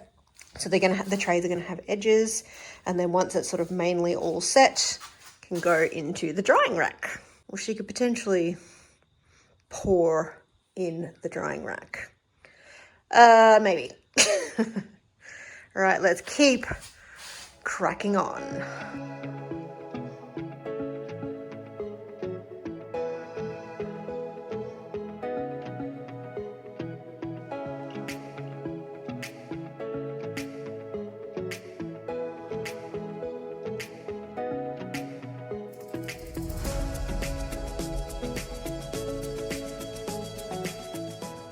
Update time again. Okay, so we have our top section of the wall in, and we've cut all of our pieces out of drywall or plasterboard, except for we've got this piece cut. We're just sort of waiting, and we're going to screw these in now.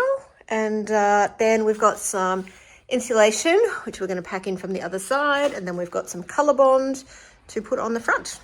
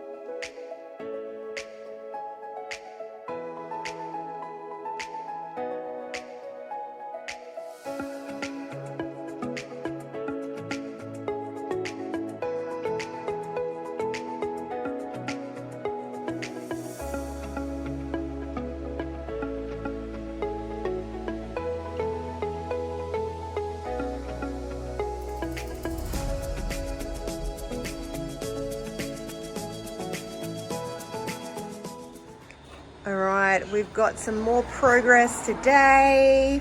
I have cleaned everything up a little bit more so it's a bit easier to move around. I got the 3 big panels up on the wall. I love how they look. They look custom made for this space, even though we didn't actually cut the boards down at all. I've run power to the table, so it's sort of coming all the way around here because we've only got one power point down the back.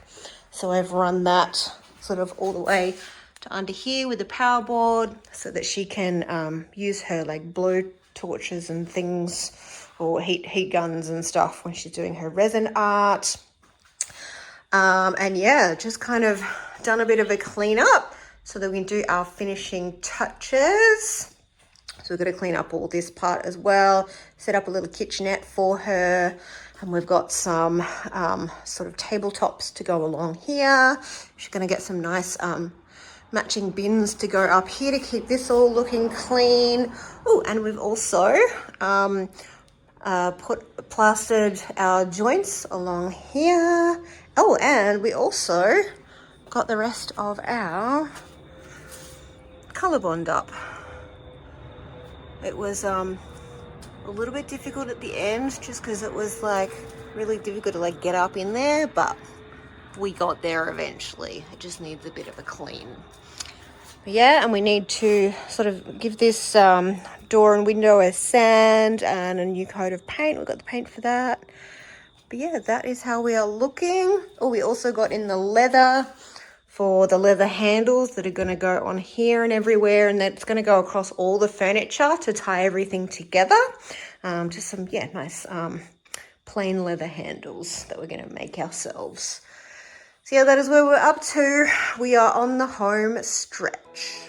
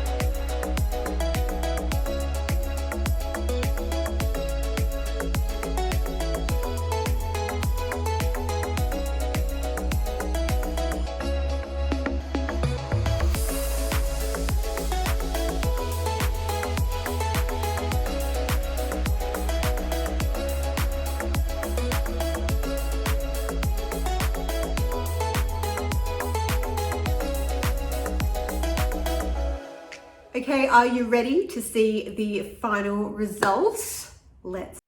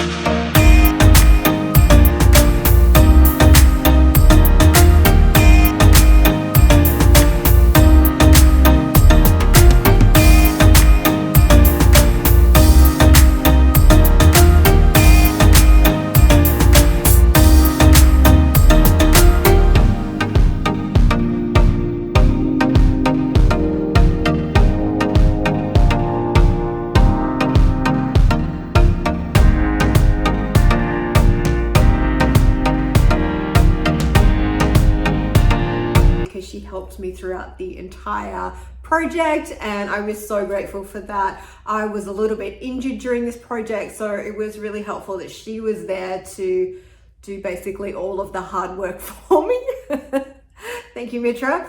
But we did get to do one little sort of part reveal when I asked Mitra to go inside and do something else whilst I styled up the pegboard with all of her beautiful artwork, and the look on her face as she sort of came back in to the studio, saw everything up on the pegboard, was absolutely priceless. I think we've managed to achieve a bit of a sort of warehouse vibe with a little bit of art gallery, all rolled into this one beautiful little home art studio that she loves working in, and she also loves sitting in her little chair, doing some of her other work, sometimes just to get out of the house, sit in the sunshine and work on her laptop. So I'm so glad she loves this space, and I can't wait to get started on my next project. Next project is not a huge room reveal, but it is some furniture pieces, so interesting. And I'll also be doing a few tutorial videos for some of the things that I made within this. So I'll probably do a tutorial video for how we made the giant pegboard. It was more complicated than it looks, trust me. And probably also do one on painting the brick walls, as well as putting in the door/window and wall and sealing that all up. And if there's anything else that you want to know how we did it, from this, drop a comment below and I can see if I can make that video for you. Thanks so much for watching, guys. Take a break, have a coffee, and pretend she doesn't have a child and a husband. I have a child and a husband. Look at that. Film that, film that. Hi. Do we know you? Hey everyone, I'm Nicole Henig DIY, and today I'm going to show you how to go from this to this in just one day. Well, maybe you could make that 2 days or 3 or possibly 4. It does depend on the weather and also the size of your project.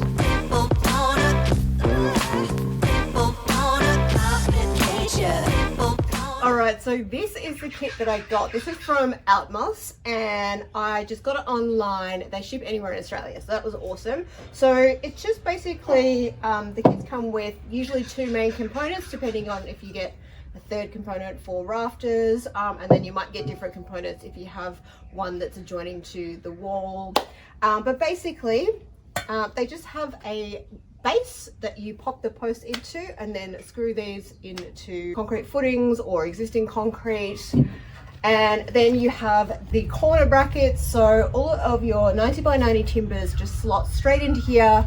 There's all of the screw holes, all of the screws come with it as well, loads of different screws, bolts that go into your concrete, even got like marking pens, paint markers, and bits to actually screw in with. and your instruction booklet. So super simple to put all this together.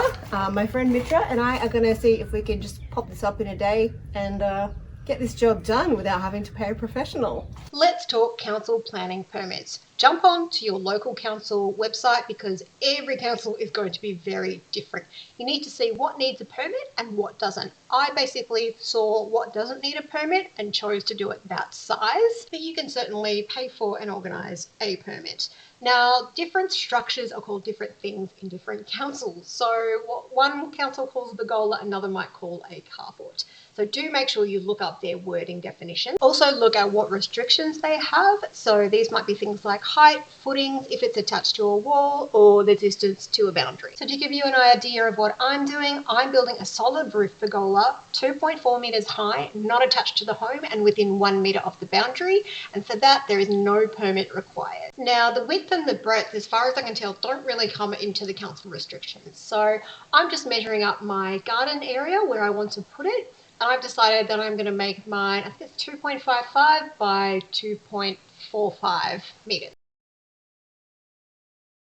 All right, so in order to figure out your exact measurements you'll need for your timbers with these kind of pergola kits, you need to take into account a few things. So if you have one of your legs, say, up against a wall, you want to take into account these little lips on the feet. So I needed to make sure that everything was measured from this section and not from here. I only had one of mine sort of butting up to a wall, not attached to the wall, but butting up to it, so that was fine. The other thing you need to keep in mind is that these corner brackets, you need to figure out whether they go to a certain stop point or all the way through on any of them. So I just had a look inside each of these holes and I could see that on each of them there was a stop bracket, and then so you just measure with a tape measure or a ruler how far from here to here, and then you know that you need to measure from here to actually get your measurement of this beam. And then once you've worked all that out, you can create yourself a cut list and cut everything to size. All right, let's talk footings. Now, if you aren't doing footings, feel free to skip ahead through this part and go to the next part. So if you already have an existing slab of concrete, you can generally drill into that and it will be fine and you won't need any footings. If you have a paved area, it's a good idea to pull up those pavers where the legs will be sitting and add concrete footings for extra stability. If you just have dirt, you'll need concrete footing. Now, because I rent my house, I don't want to drill into my landlord's concrete because that will leave holes, obviously. So I'm going to put some footings into the garden bed. Now, this is where my pergola is roughly going to sit. And as you can see, I've got 3 spaces where I can put footings into the garden bed. And then if I ever move, I can just dig those out and you'll never know that they were there. And then over in this section, I can't actually drill into the concrete just here. So what I'm going to do instead is find a plate and attach the timber into the bricks up here. And then if I'm ever moving, I can easily fill that hole in the bricks and disguise it and no one will be any the wiser. Just kidding, I'll tell my landlord. To make my footings, I was butting up to concrete on one side, so I just needed to make some 3-sided templates out of some scrap wood. Next, I dug out my footings and big shovel, little shovel, doesn't matter. I found a mallet with my little shovel. It was really helpful to get nice, even edges that go down in a square. I'm going to pop some drainage gravel in the bottom of this, try and make it nice and flat, and then we can mix up our concrete. So I used the Dingo Fast Set High Strength Concrete. This contains cement, gravel and sand. So all you need to do is add water. I tend to add a little bit of water first, then some of the mixture, then stir, and then a little bit of more water and so on until you're all mixed up, because dumping it all in one bucket and trying to do it all at once just did not work. And I kind of almost messed it up, but it's fine. It's totally fine. Also, a dingo stole my baby. That's all I can think of when I hear this brand.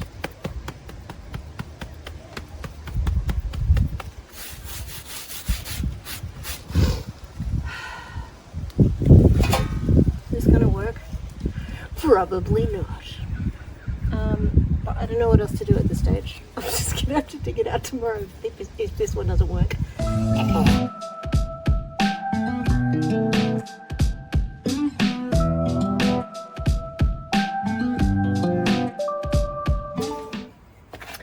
guess who forgot to trowel all of my footings?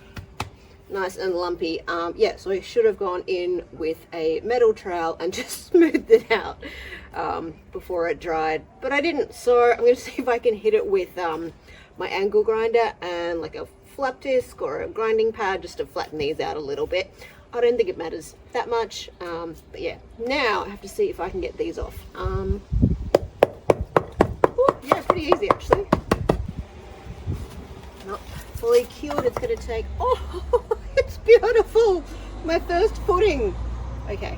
I just hit them with a flap disc just for a couple of minutes each, and that smoothed them out easily. And here is after. It's not perfectly smooth, but a lot smoother. That's as smooth as we need it to pop our posts on.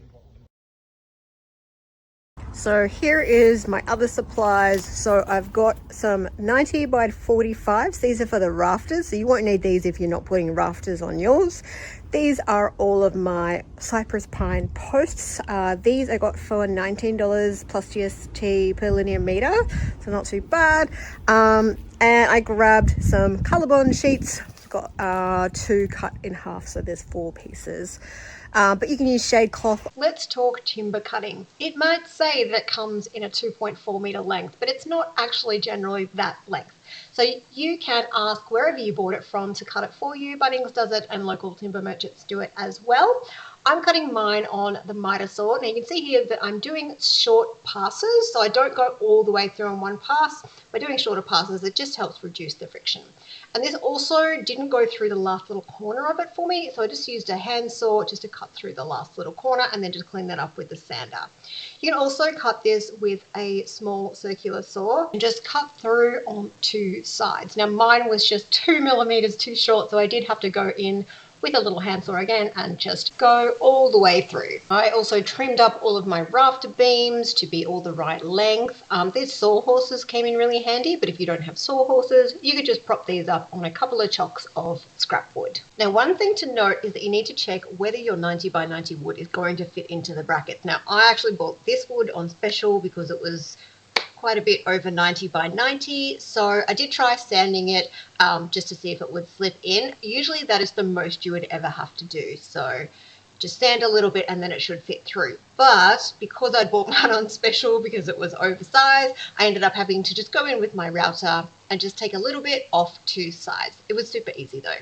Next up, I need to seal the timber from the outside weather conditions. So I love to use the Intergrain Ultra Deck Timber Oil, and this is a 1-step color and top sealer in one. You need to do 2 coats of this, and you want to work just on one board at a time, keeping a wet edge. Otherwise, you're going to get overlapping in the color. Make sure you use a brush rather than a roller because a roller can leave bubbles. And you want to use a moderate amount of product. Too thin and it won't protect your wood from the elements. Too thick and it will drip all down the sides. So nice, even, moderate coats, at least 2. You can also do 3 if you want a darker color or longer lasting protection. For my size pergola, I used about 2 liters of the Ultra Deck. The next step is to mark and pre-drill holes for the feet. So just figure out which are your 4 or however many posts that are going to be used that have the feet on the bottom. Mark them. This one came with a paint pen in the kit, so that was really handy. And then take it off and you can pre-drill. Now in the instruction booklet of mine, it did tell me exactly how deep to drill. So I've used a piece of painter's tape to show me where to stop drilling. The feet actually get attached at a little bit of a later stage, so don't put them on yet. All right, now comes the fun part. Let's put this bad boy together. So all you need to do is lay out the top pieces of your pergola and those corner brackets. Slot them into each other and then you can pre-drill and screw everything together. Now, I needed to sort of work around my agapanthus. You don't want to set it up exactly where you're actually ending up. You want to put it a little bit to the side because we need to lift it up on a bit of an angle.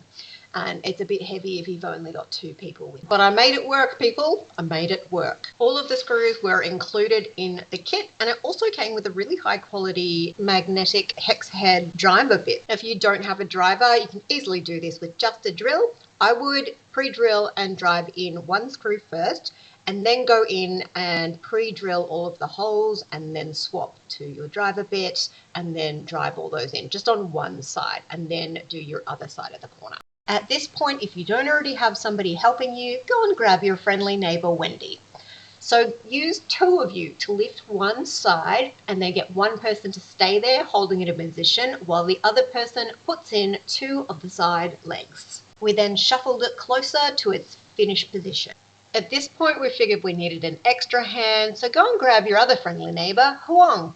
Now, we tried desperately for Wendy and I to lift this on the top of the ladder together, but we just weren't strong enough. So we had to bring in the big guns. Please welcome Sebastian. All right, so what we decided would be the easiest way, because I happen to have 2 ladders, we thought we'll do 2 ladders, one either side, and then I can walk up one, Sebastian can walk up the other, and then Wendy can put in the 2 posts whilst we're holding it up there. Now, if you don't have 2 ladders, you could certainly both walk up the same ladder.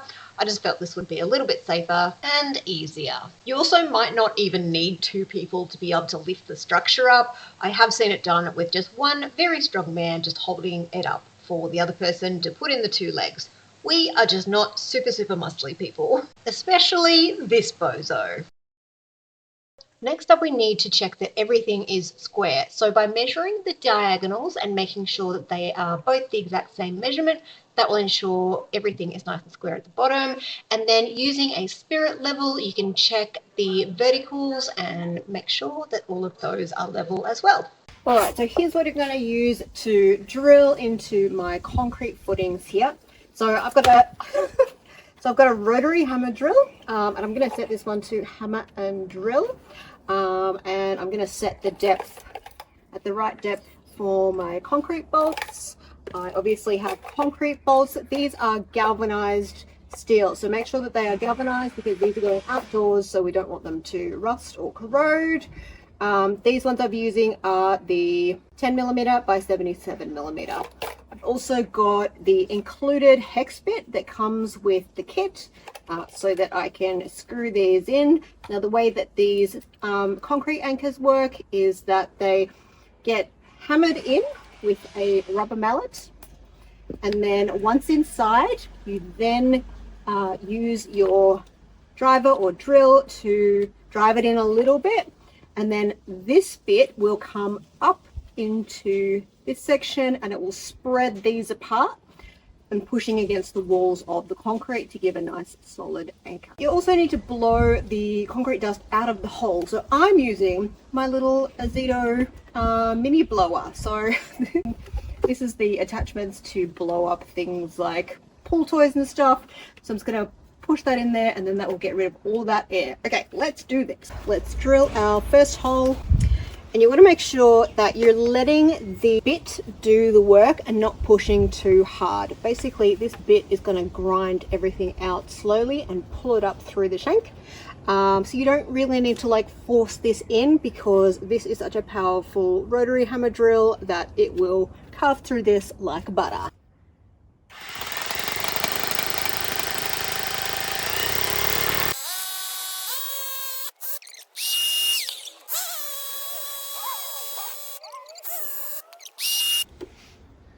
Make sure you don't start screwing this before you put them in. Gently tap it in. That will do. And then you can do this with a spanner or a ratcheting spanner, but we'll just use the driver. There we go.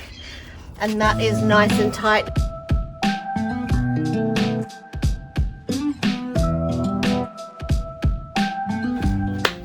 Yes, we got the structure up finally.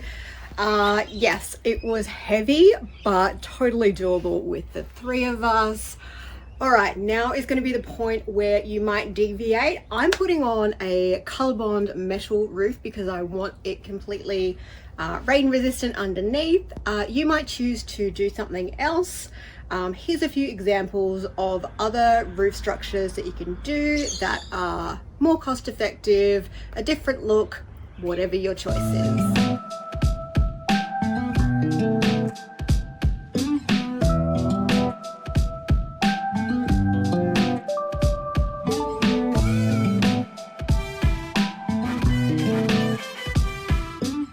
Okay, so now we can put our rafter supports on. So we just slide them over the ends, right to the edge. And then I'm just going to use the screws that came with the kit. The hex head bit that came with the kit.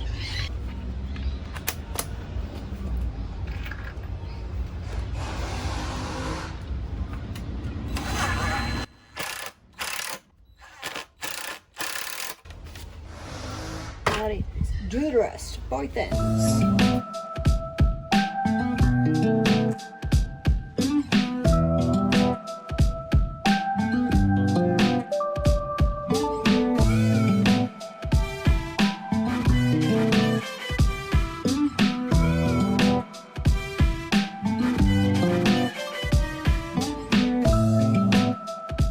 Okay, let's try and do this one-handed. All right, so I want to line up my center line in the hole, and I want to bring in my square, have it square along here, and then I know that I need to move this a little bit.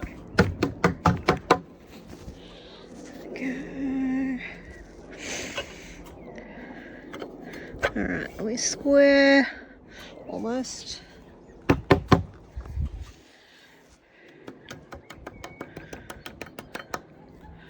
All right, nice and square. We'll just pre-drill. And pop our screw in. Super easy.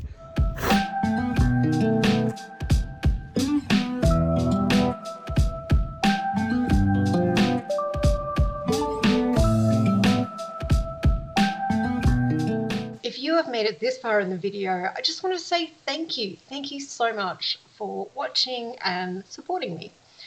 If you haven't already, drop a like down below and feel free to leave a comment, any questions. I always try and answer all of my questions that come across my videos. And also, if you're wondering who this lovely lady, this is the person who taught me how to figure out DIY. This is my mum. Isn't she cute?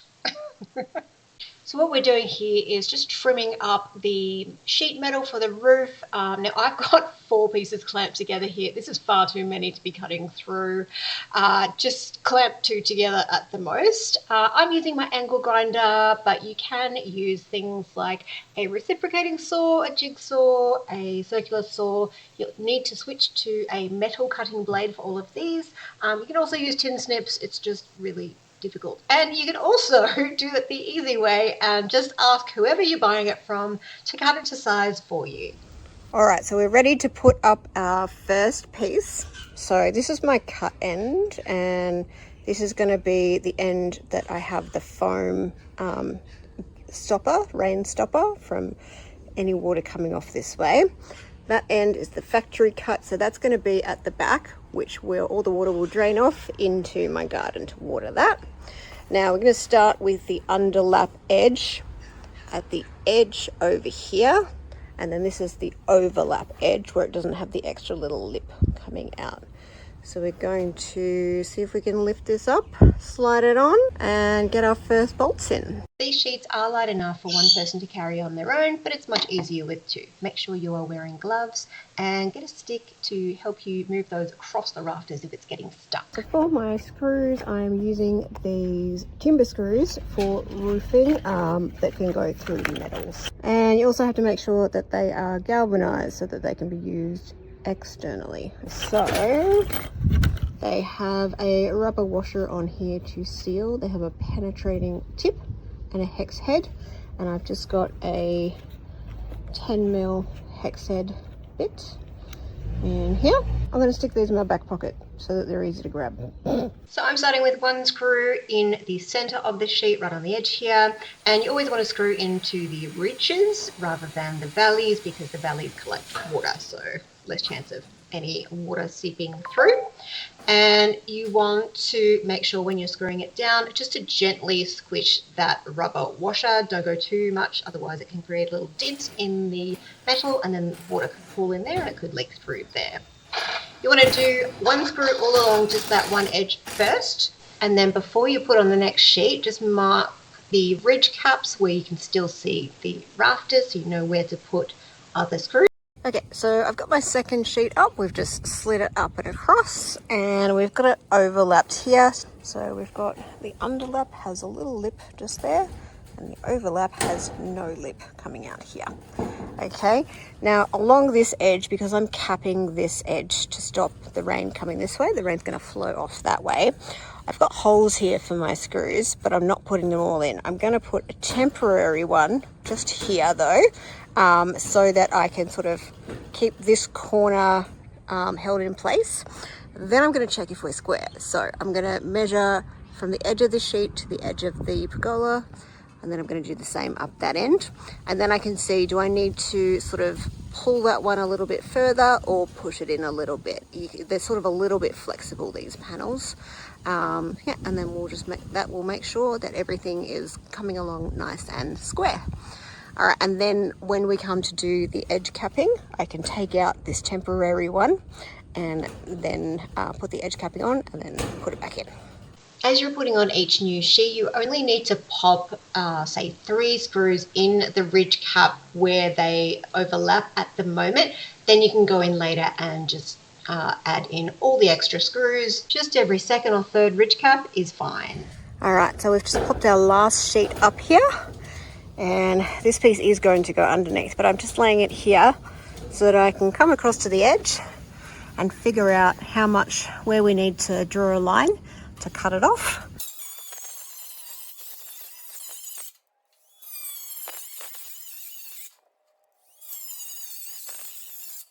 And then before putting in the rest of the screws, I want to take out those temporary screws I put in that front edge and attach my L strip so that I can stop water from going off that edge. Then I can go through and put in all the rest of my screws to secure everything down. I'm also putting on a molding capping on that cut edge, and it's just like a basic C-channel piece of plastic PVC strip. You can cut it with scissors, just put that on the edge to cap it and then screw that in. Hey Mum, are you there? Over? You have to let go of the button, Mum. Would you bring me the silicone, please? Roger that, Fido. Over and out.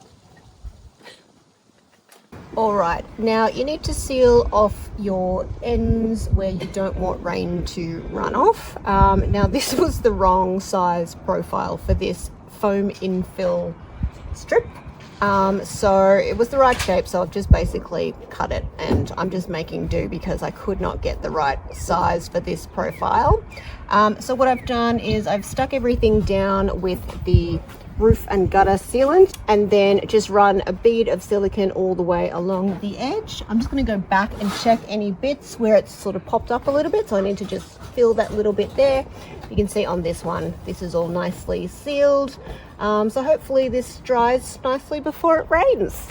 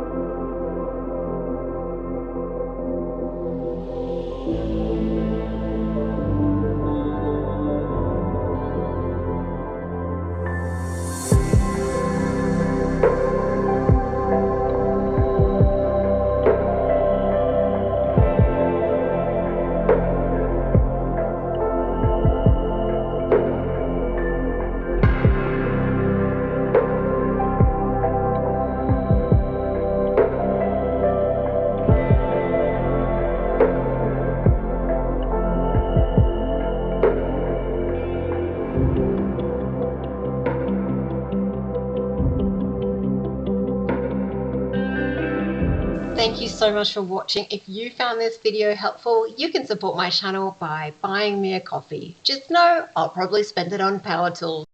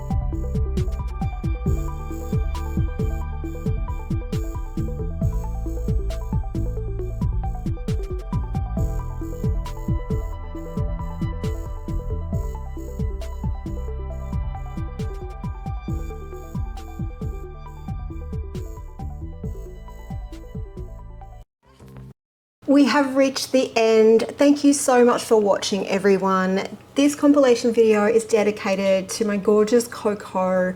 She was 15 years old and she just passed away yesterday, so I'm a bit heartbroken. But yeah, she's been a big part of my channel for the 10 years and I love her, and she'll be missed in my videos, but Queen Cheeky will take over.